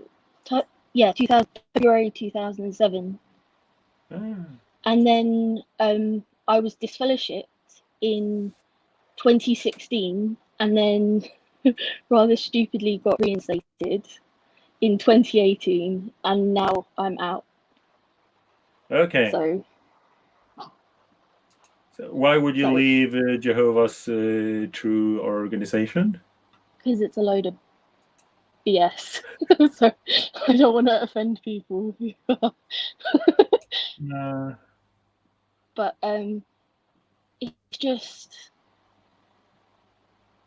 there's so many contradictions. Like I posted an experience that one of my friends in the congregation had, where when she was in a previous congregation in East Moseley, there was a how they're very cliquey, like the elders, and then like the son of an elder was either a ministerial servant or an elder at the time. He was grooming one of her close friend's daughters, and my friend phoned up the IBSA, and for starters they were like, why are you phoning and not the elders? And then she said, well, this brother's been grooming this girl. And they were like, well, she's probably complicit in the whole thing, before they even asked for her age. And my friend goes, how can she be complicit? She's 11. It's disgusting. It's like you can't call this a religion and try and sort of, like, growing up we were always told like, oh, that only happens in like Catholicism with the priests and stuff like that and the clergy, and then for it to be so prolific, it's just I can't explain how disgusted I am. Yeah. Also, in my congregation there was a paedophile, And I wasn't made aware of it until the same sister that told me about her situation in her previous congregation. And it was just like, there were situations that had I known he was like that and liked little boys, I would have spoken to the elders. Like, he would hold kids' hands, and it's like, it was just like, I mean, I know that's not a sexual thing, but you never know what he could get off to, you know? The fact that he was pushing that limit. And I just find it, I can't explain, because, well, I can, like, as a child, I was sexually abused, and for anyone to have to go through that and to be traumatized like that, it's just, I would not wish that on anyone, not even like my worst enemy. So it's like, I can't understand how it's just sort of like, sorry, I'm rubbish at getting my words out. I've got a bit of aphasia, so I struggle to think of words. No, don't worry. It's just, I didn't realise until I started watching the Royal Commission how prolific it was. Because I thought, oh, it's probably just our congregation has got one. And then when I found out it was happening all over the world, and like, we're not like doing anything, like, because you could, if you're not doing anything or saying anything or speaking up, you're part of the problem, at least in my opinion. But I don't know. Yeah, makes sense. Makes absolute sense. And also, like, when I was disfellowshipped, there were people that I knew in my congregation that were doing the exact same thing and got away with it. In my opinion, partly because they were like the son of an elder, or kind of just like, or like ministerial servants.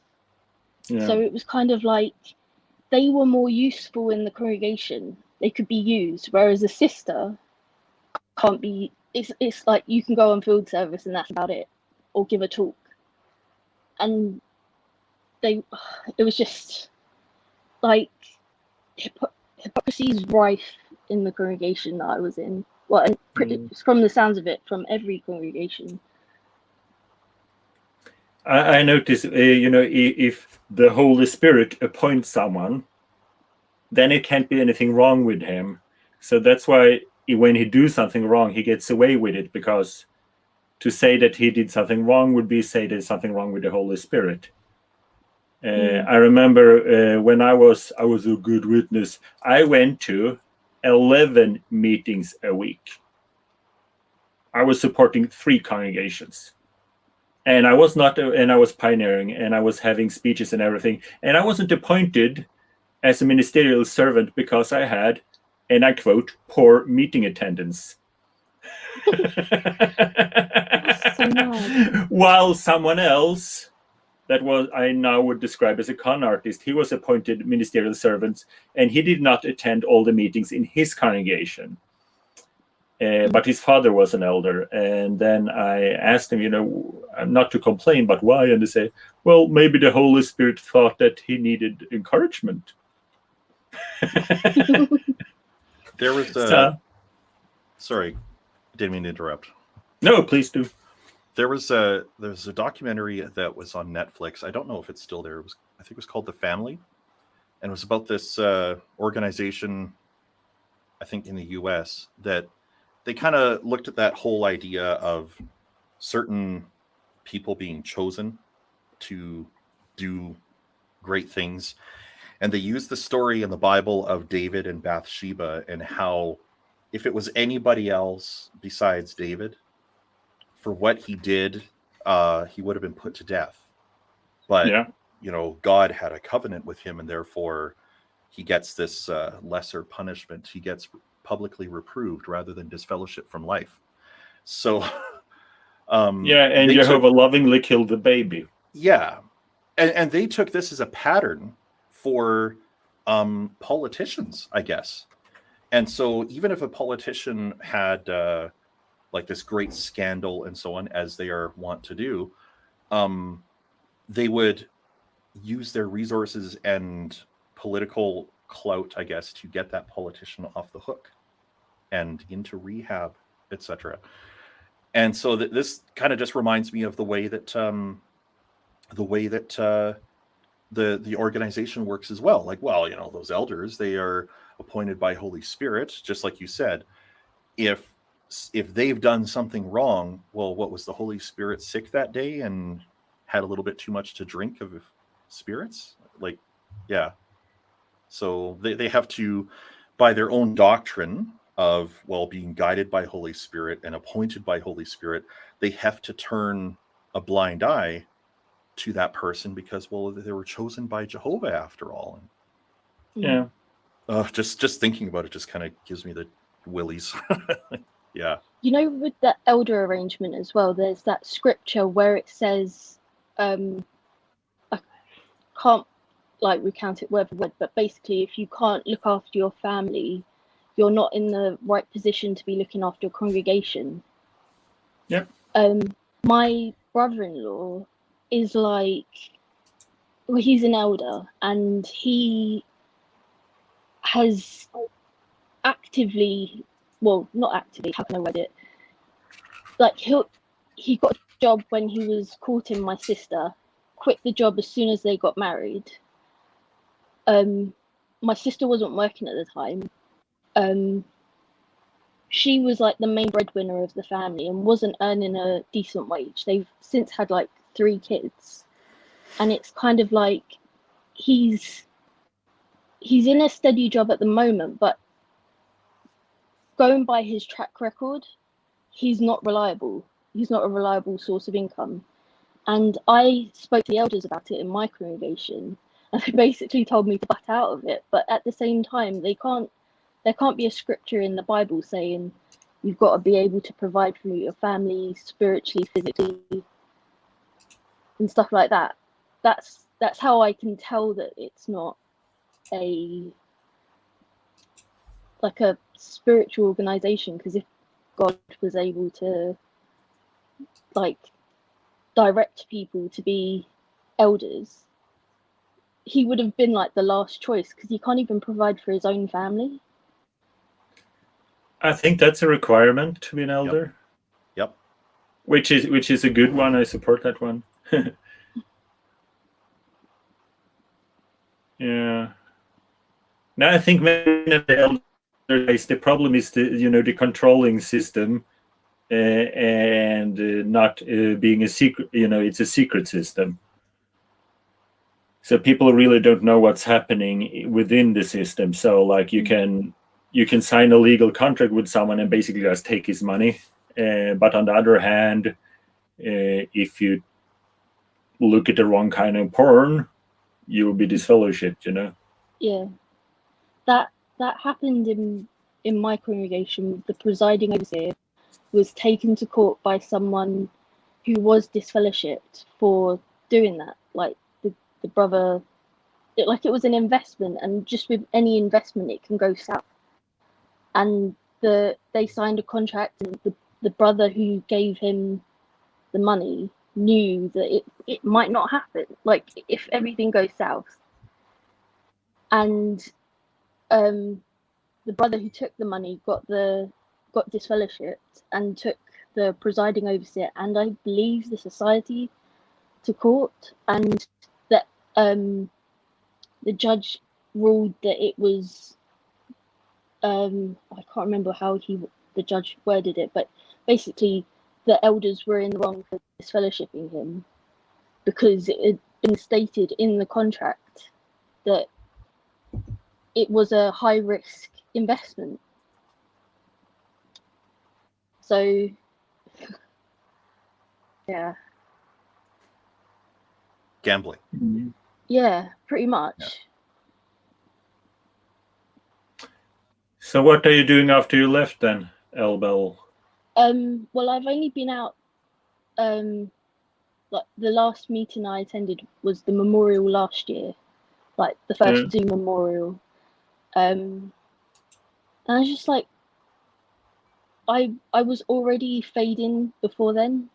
Like I'd probably been to like two meetings in the past, sort of like in the 6 months before that. One of my close friends was he put in a letter for Disassociation and got disfellowshipped because he wouldn't attend judicial. And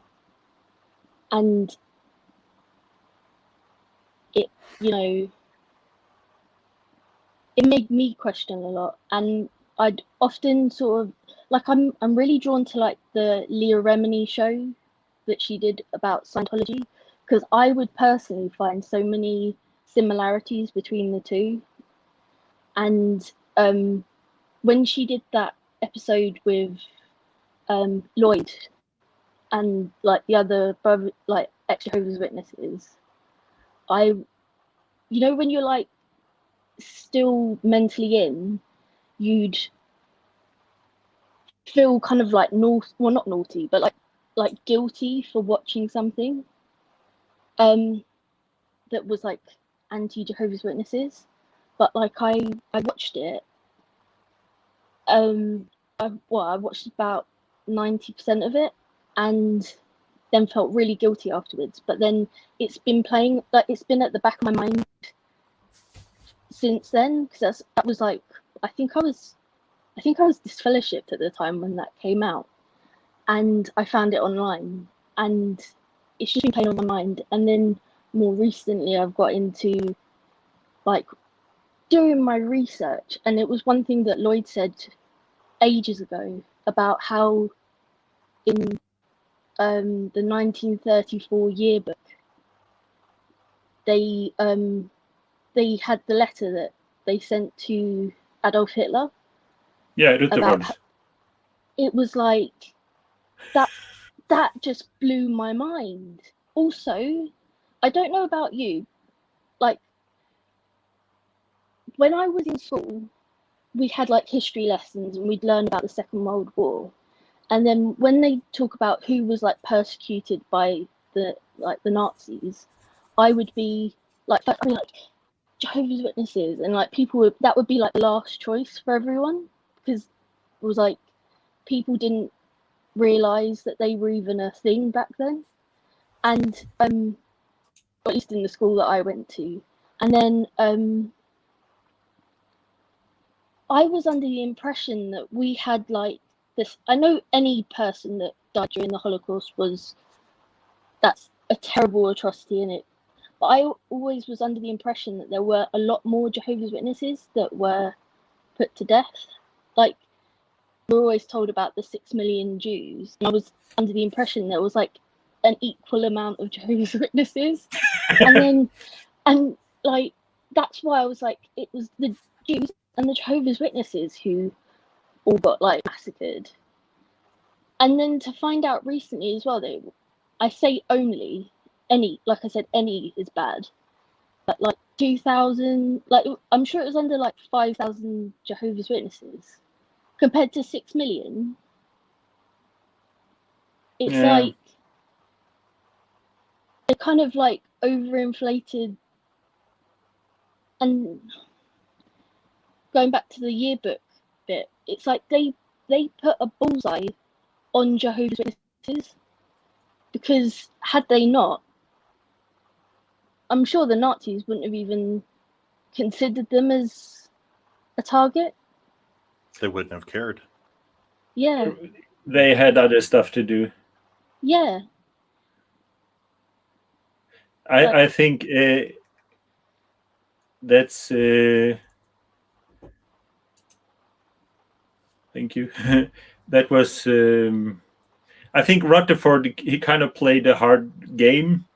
First he tried to flirt with Hitler, and it didn't work. And then it's like, oh, I'm going to show Hitler who's in charge. And like when it was obligated by law to fly the Nazi flag, but that was the German flag. Mm. So when it was obligated by law to fly the German flag, and it was like that or concentration camp, you should go to concentration camps. So it was kind of, if you would ask Rutherford, were you going to jail or fly a Nazi flag? I'm pretty sure he would have a Nazi flag on his porch. So it's kind of sad. And I was making a video for my, like, I made a short Patreon only video I put on my Patreon account, but I just a teaser for what I'm gonna do, because in Norway I was a friend of an elder and he was an entrepreneur during the war, and he told me stuff that he did for the Germans. And back then I couldn't understand that, because we have the propaganda that Jehovah Witnesses, we didn't do anything and we're such a wonderful people. But that is actually not the 100% true story. So like I had an elder that was an entrepreneur building stuff for the Germans. And if the Germans asked you to build something, it had something to do with the war. It's not like we want this flow arrangement. No, it was the war. So, and the funny thing is, because what he did is also on a lot of footage, like aerial footage and combat footage. So I know what he did, and I'm going to climb up the same mountain and do a apostate video from the same angle as the Germans. So we can have black and white Nazi and then tutti colore apostate from this. It's pretty cool. Because the landscape looked the same, the fjord and the island. It's just all the dangerous stuff. But the point is, like you said, we didn't really tell us the truth. Yeah. Reyes makes an interesting comment here, the one you have up on screen right now. Better to stay in and trying to give an anti-witness. You know what? I think everybody has like their own threshold for what they can stomach. I know that I was PMO for about, I want to say, 1.5 to 2 years, and that was a very long 1.5 to 2 years for me. I couldn't stand it, and so I finally just walked out. But I think if Reyes, like, if somebody has like this is your brand of activism, if you will, and if it works for you, then hey, by all means, go for it. I know that for a lot of people, when they are PMO, it is mental torture. What do you guys think? What do you think, Eldo? I felt that while I was in, I couldn't face trying to persuade people, like, on field service. So, like, ever since I got reinstated, I hadn't been on field service, and it was really winding up my elders, because for some reason they wanted to throw me back into that, like, straight off the bat.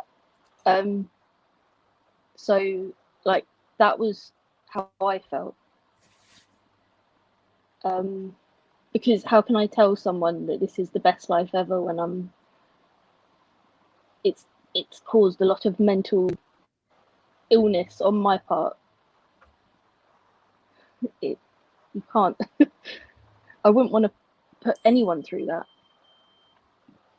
But if you have nothing to lose, like you literally don't give a fuck about the religion or anything, and you're kind of prepared, and they're going to kick you out anyway, and you just can stay for fun, I would say do it, because I went through hell with my poor ex-wife getting sick and the elders' abuse. But then when she left, it was like, fuck it, I can live with it. I actually don't love my family because of the way they were treating her. So when I lost her, this it.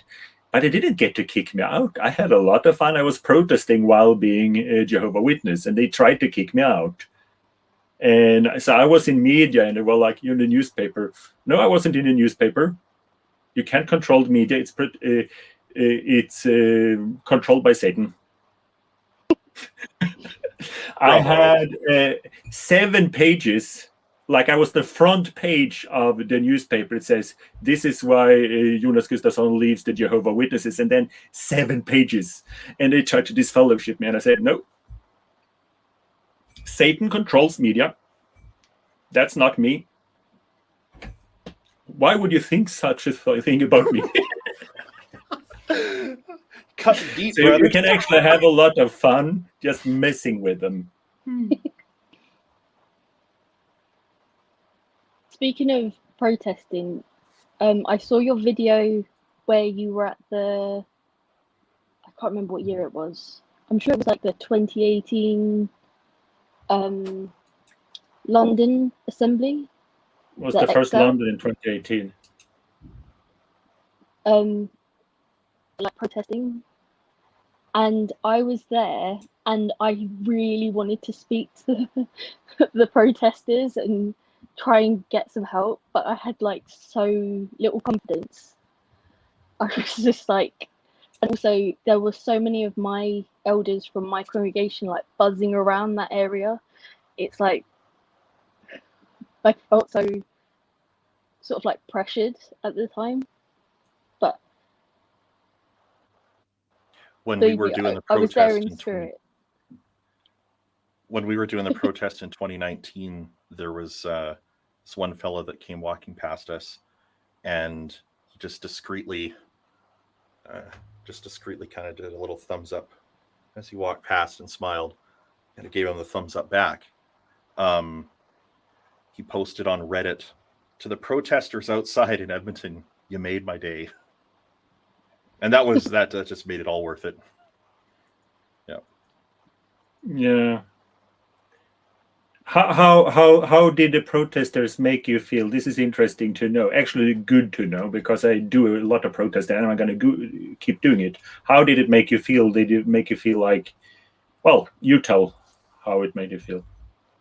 I personally felt that it was eye-opening, because I was always led to believe, I mean, I'd seen protesters before, but not as organized and not as like calm.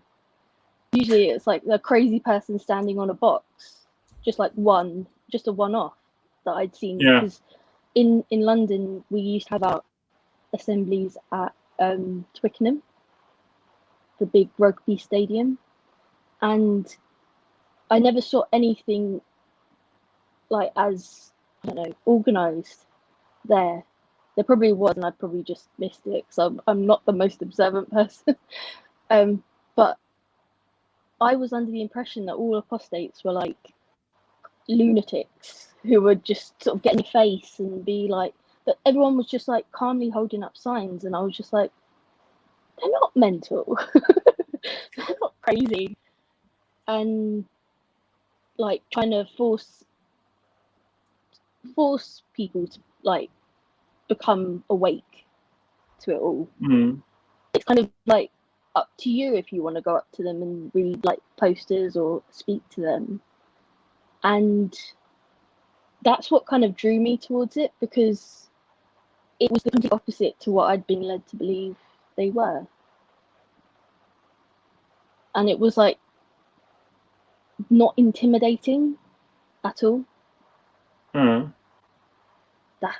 That's how I felt. It was a positive on my end. Although I was intimidated, I was more intimidated of being caught by the elders of my congregation.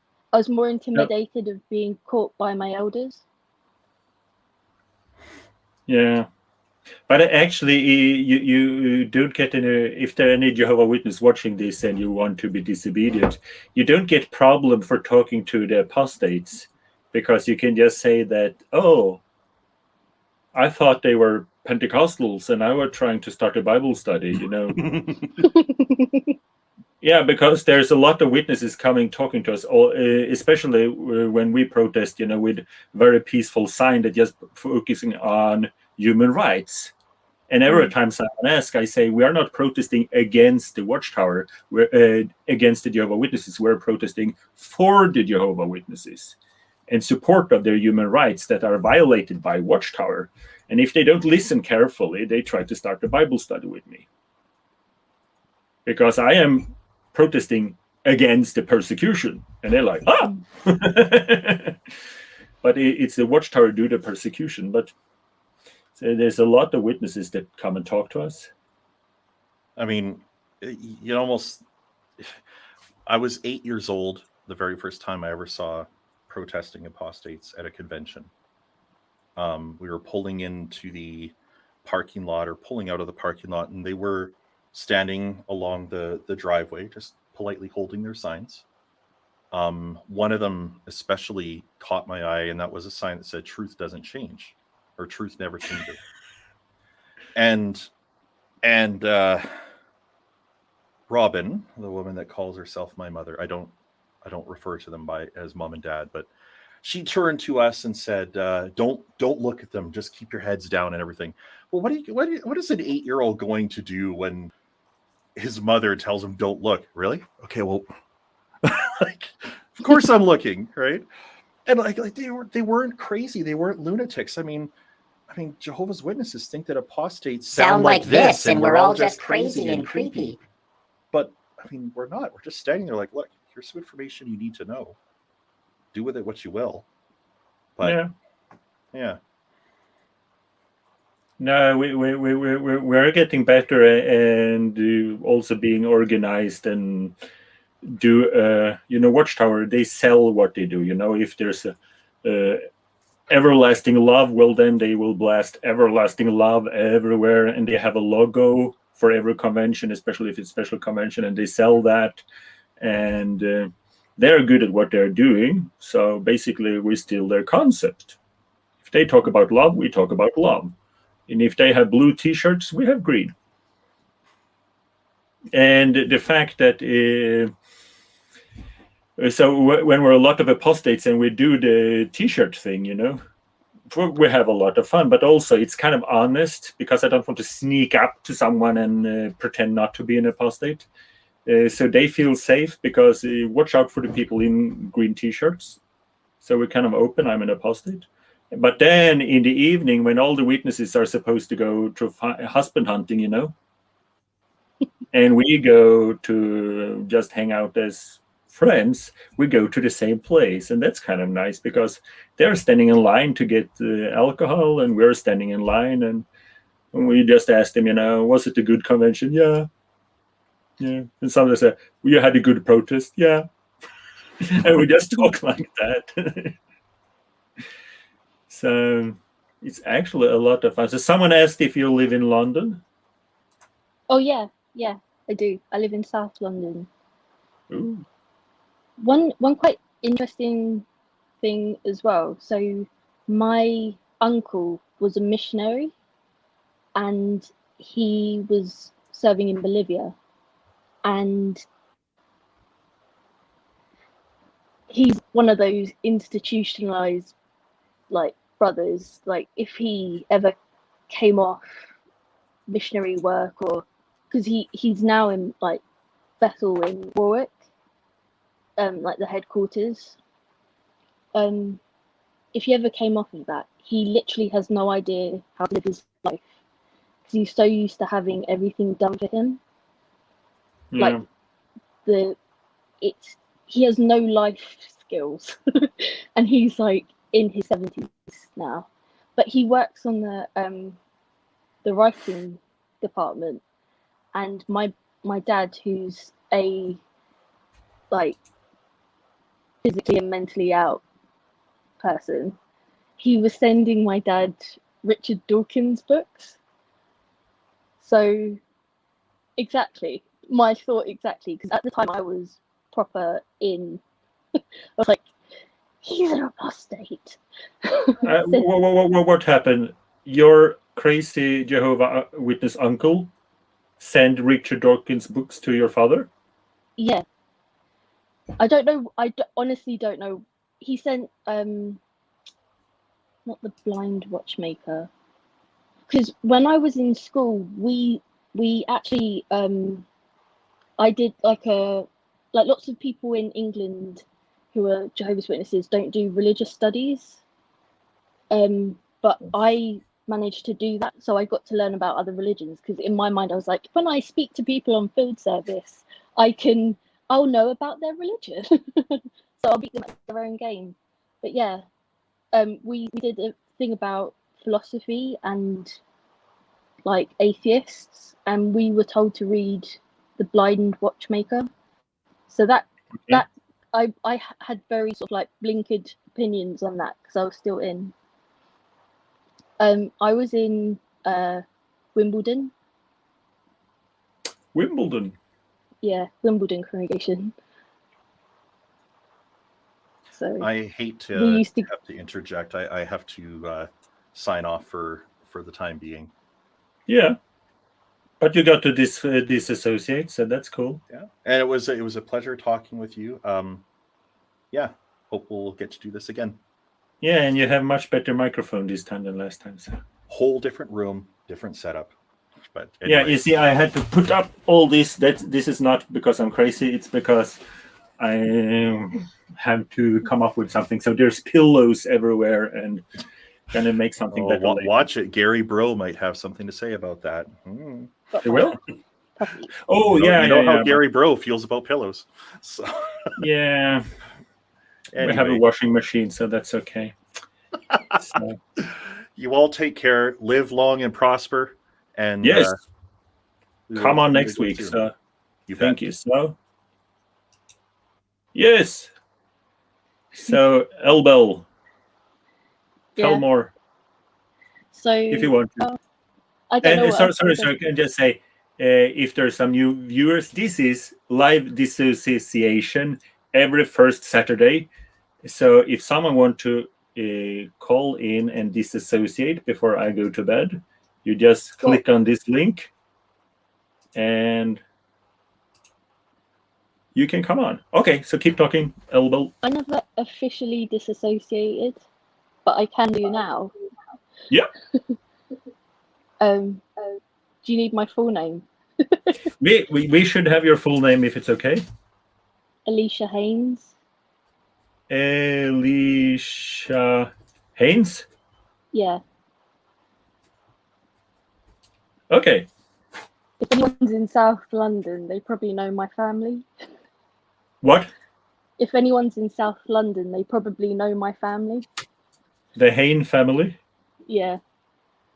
Okay. Because my dad was a dentist, and he pretty much did everyone's teeth. And they basically ask for like the friends and family discount, and he would rather sort of like begrudgingly give it to them because they knew that he was Jehovah's Witness. So he ended up losing quite a lot of money. They were expecting lower prices. Yeah. Yeah, and there's a lot of witnesses in London, of course. So. Yeah. Yeah, they're kind of weird. So then we will make an announcement. Sorry, something happened here on my computer. So Alicia Haynes is no longer one of Jehovah's Witnesses.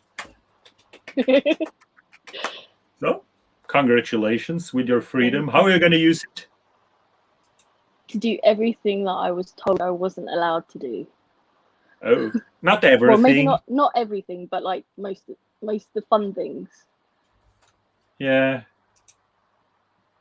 They like kind of like cigarettes. They're right about that. Well, I have started vaping, so maybe. Okay. Yeah. It's not my job to tell, but it's just a lot of people go. It's kind of like unbalanced to go the other way to kind of. Yeah. The way I think, if Watchtower write about something, I agree with them.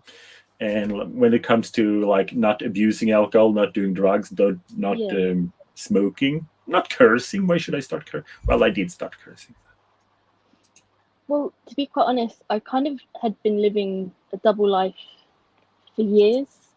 Ooh. So like at school, I was like the least Jehovah's Witness ever. And at work, lots of people didn't realize I was a Jehovah's Witness. Intriguing. Tell us more. So, because of like I can't really blame it on my traumatic childhood, but like I had like anger issues as a kid, and I'd get into a lot of fights. So my parents were often called to school and stuff. So I was a terror at school.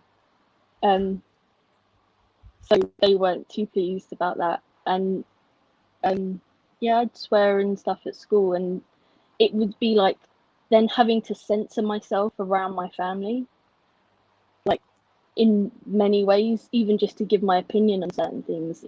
It's like I vowed to not censor myself from now on. Like if I feel that something is wrong, I'm gonna stand up for the person that's been wronged, or because otherwise it's very, I found it really really hard to censor myself. Yeah. It takes a lot of work. Yeah, I can relate to that. When I went to Australia, I went for the protest, and my sister lives in Australia. And she's kind of halfway PM or something like that. Anyway, she agreed to meeting me, but we were not allowed to talk about religion. And I was like, what should we talk about then? Like, we grew up in this super religious family where everything had something to do with religion. So there's really nothing to talk about if we are not allowed to comment anything on what's on a certain subject that covers everything. And then I paid a high price for my freedom. So I actually opted out of meeting my sister. And she's not a bad person, but I opted out of meeting her just for the fact that why should I censor myself? I paid for my freedom. Yeah. I fully agree. Also, when I was disfellowshipped, and now I'm disassociated now, so it's kind of like the same thing. If you give me the correct spelling of your name, I can put it in the description, or I can even put it in the the thumbnail, so you can. So there could be a video on YouTube with your face and your name, something like that, and you can link it to all your friends. Okay. Sorry, my puppy's in the background. She might start barking. Yeah. My name's spelled ELL. Yeah, you can just write it as a comment. Yeah. And I'll pick it up. Yeah. What about education? Are you gonna go to school? I actually ended up going to university later on in life. So I'm 32, so I ended up going like after my 20s, like mid-20s, and I have a foundation degree in media and film. I'd like to translate that into teaching personally, and become like a media studies teacher in a school. But I don't know. I don't know how that will go. But yeah, that's what I it opened up a lot of possibilities. Yeah. I do remember when I went to university, we have like Sorry, we have to see your puppy now. I feel like a stripper, but we have to see your puppy. I'm just gonna put down my iPad. Everyone asking. So now, leaving the cult, you get all these opportunities you don't think about because when you're a witness, you're so used to not being allowed to all these things, or not being. Richard Levenhardt, can I join without the cam? Well, maybe you can. Her name's Heidi. And she has no idea who I'm talking to. No. I actually had to tell my good friend Kim and Mikey, because they do videos and Mikey get aggravated and yell at Watchtower, but the kid, the dog, doesn't know that and get stressed. So, of course, Richard, you can join without the cam if you want. Dear Watchtower, can I please have all the pound I gave you over the years of alternative give it to Jonas? Hello. Well, that would be okay. Hello. Can you hear me? We can hear you. Nice to meet you. Nice to meet you too. Yeah, tell us your story. Yes, I was born in the JW. I have to say beforehand, I'm bad with English, but whatever. I'm from Germany, and I want to say, I wanted to actually say one thing or ask one thing. Yeah. If you are a faded JW, yes, and you have a lot of JW family members, and you want to have a card, anti-blood card, so you don't, you know what I mean? So you don't have, in case you come into an emergency accident and need blood, yeah, and you are not in the possible place to say, I want blood, to have a card that says, I want to have blood, because my entire family wants me to have no blood. You know what I mean? I know. And the weird thing with Jehovah Witnesses, do you think it's better to die than not to be a Jehovah Witness? And that's a very bad combination. It's when they are okay martyring you. Yes, exactly. And it's the other way around. I want to have the ability to become blood in case of my disability to tell the doctors that I want blood instead of not having blood. And I was thinking about a card, you know what I mean? A card to have, yes, like a card to have for the doctors to tell them, I want to have blood. I don't want my mom or my dad or my brother or whatever to tell them this guy shouldn't have blood because he's a JW. You know what I mean? Mm. Yeah. So I can't tell my story now, but that is a really important thing I wanted to tell everybody here on YouTube and everybody. I wanted to reach somebody out for that. That's actually a very valid thing, because remember, when witnesses, we always had to sign all these papers about blood. Yes. They are still there and they are legal.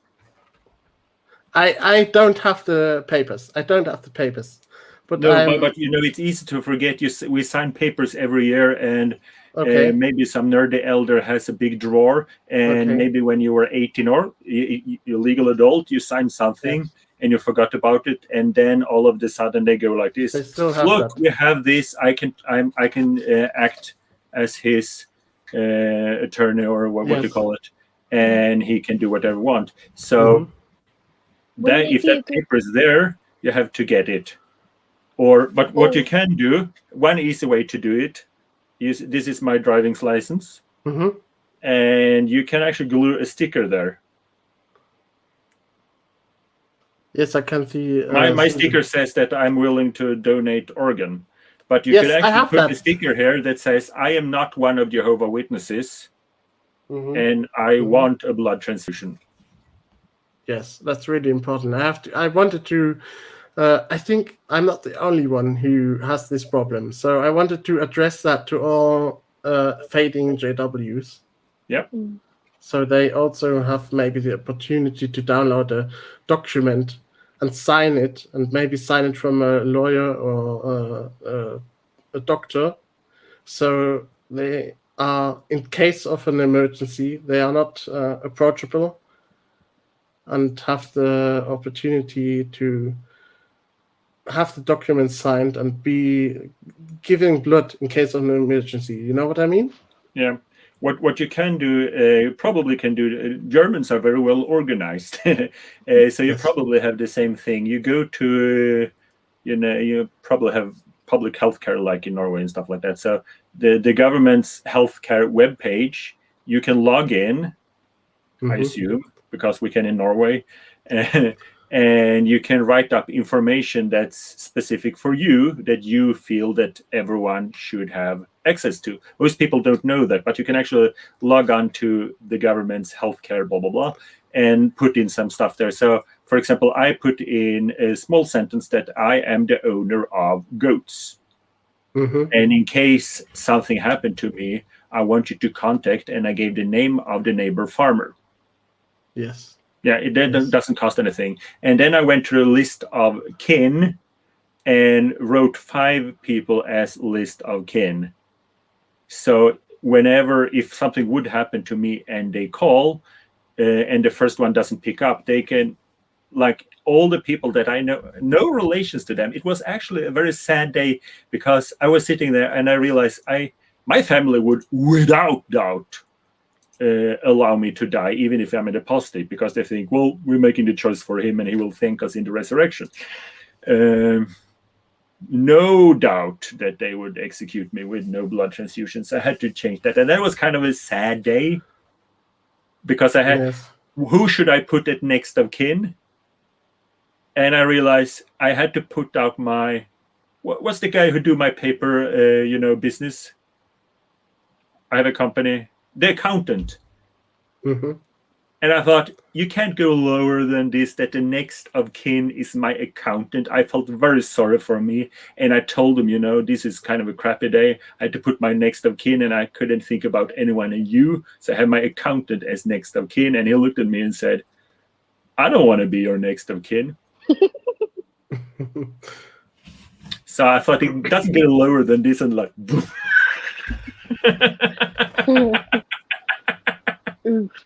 Serious.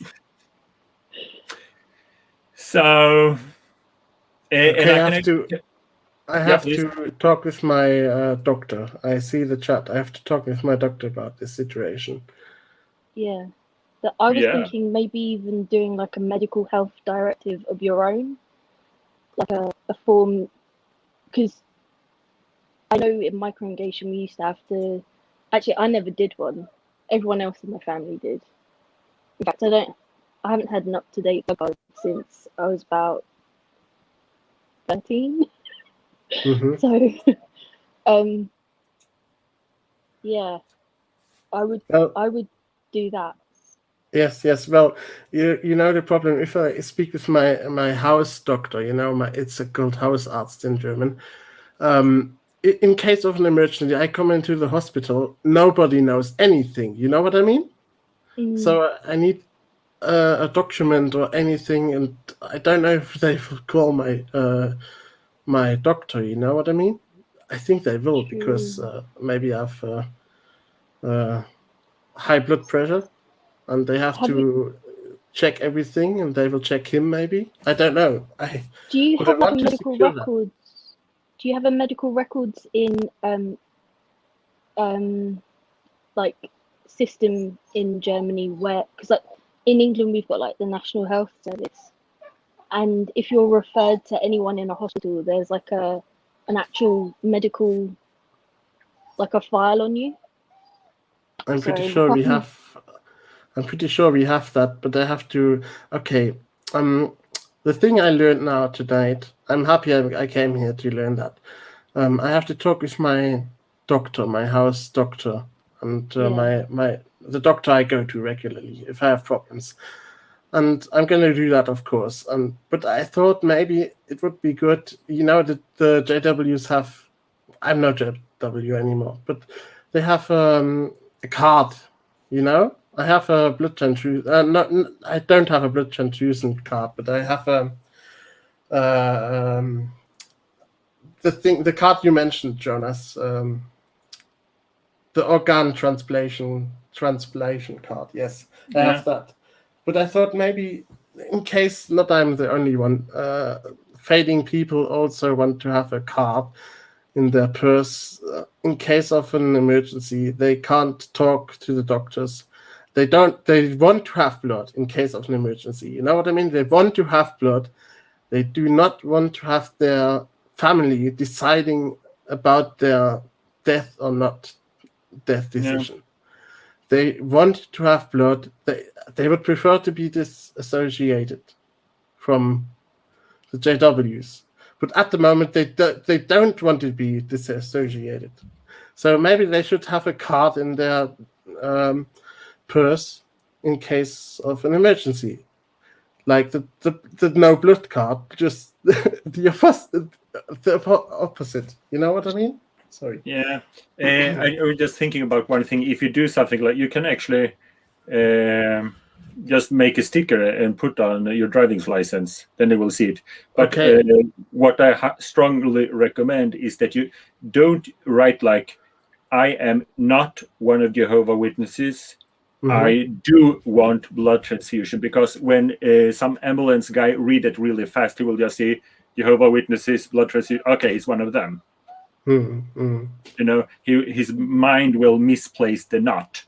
So it will say, I am a witness, I do not want. So write that I want blood transfusion and your blood type or something if you want to.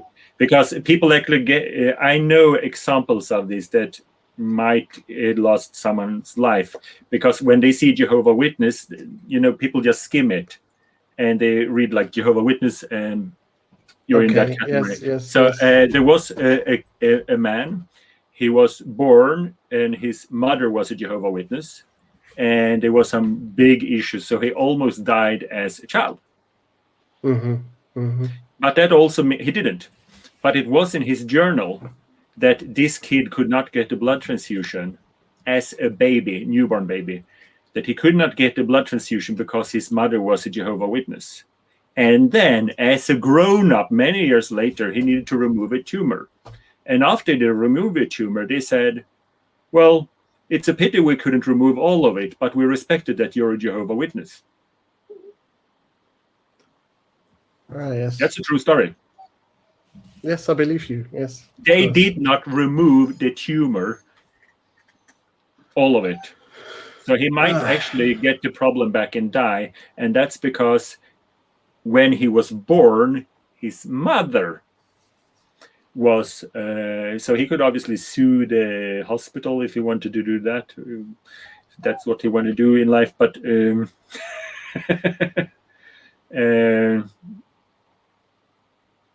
it is a real problem. So yes. I don't know, but talk to your doctor, and I would guess if you do the same as I do, that you find 5 people that are your next of kin, and you register them as your next of kin. Then if your mother or your father, someone come and say, well, I'm the mother, they really don't have a case. Yes. What is a next of kin? I don't understand. Next of kin. Kin. Closest relative. Closest relative. Or person to call in an emergency that would have your best interest at heart, I guess. So you have a document in your wallet that says, this is my next kin. Please call him. And I don't want to have this or that. No, it's online. Online. If I end up in an ambulance, they will just see who I am, and then they go straight on my file, to see if I use some medicine, because that's like centralized. So oh yes, you're right. Okay, so that's good. They can just see this guy have blah blah blah blah blah. So, and then you can add into that file that doctor can add stuff, but that's you can actually add stuff into your file yourself. Just log on with the code, the same as bank code in Norway, and then add stuff you want them to know. So like I wrote that I have goats. I am a farmer. I have goats. In case of an emergency, call this guy and ask him to feed my goats. Okay, that's okay. I understand now. Finally, I understand it. Okay. I have to say I'm a little bit ill. I had a bad cold. Oh. That's why I sound so weird. Yeah, and you're German, so yeah, it all adds up. Okay. Next time I come online with camera, okay? Yeah, please do, and prepare a story. Have you disassociated? No, not yet. I'm faded. Nobody knows that I'm faded. Well, my family knows exactly that I'm not in the meeting, etc. But I don't want to be disassociated at the moment. But I think I want to do this, the one, you know what I mean? The one step. Yeah. So next time maybe I'm online with the camera, and then let's see and watch what's happening. That's good, because if you do, but kind of disassociate, we need the real name. But if you want to do it, I can make a thumbnail with your face and your name, and we can write it in German maybe. No, most of my subscribers are English. We have to write it in English. Yes, I can give it the YouTube also a second title in German. So if someone sees it in Germany, the title will be that in German. And I can give the town name if I really want to be disassociated. Yeah, of course. So it shouldn't be a problem. It's a little gangster way of doing it. It shouldn't be a problem as soon as I'm ready to do that.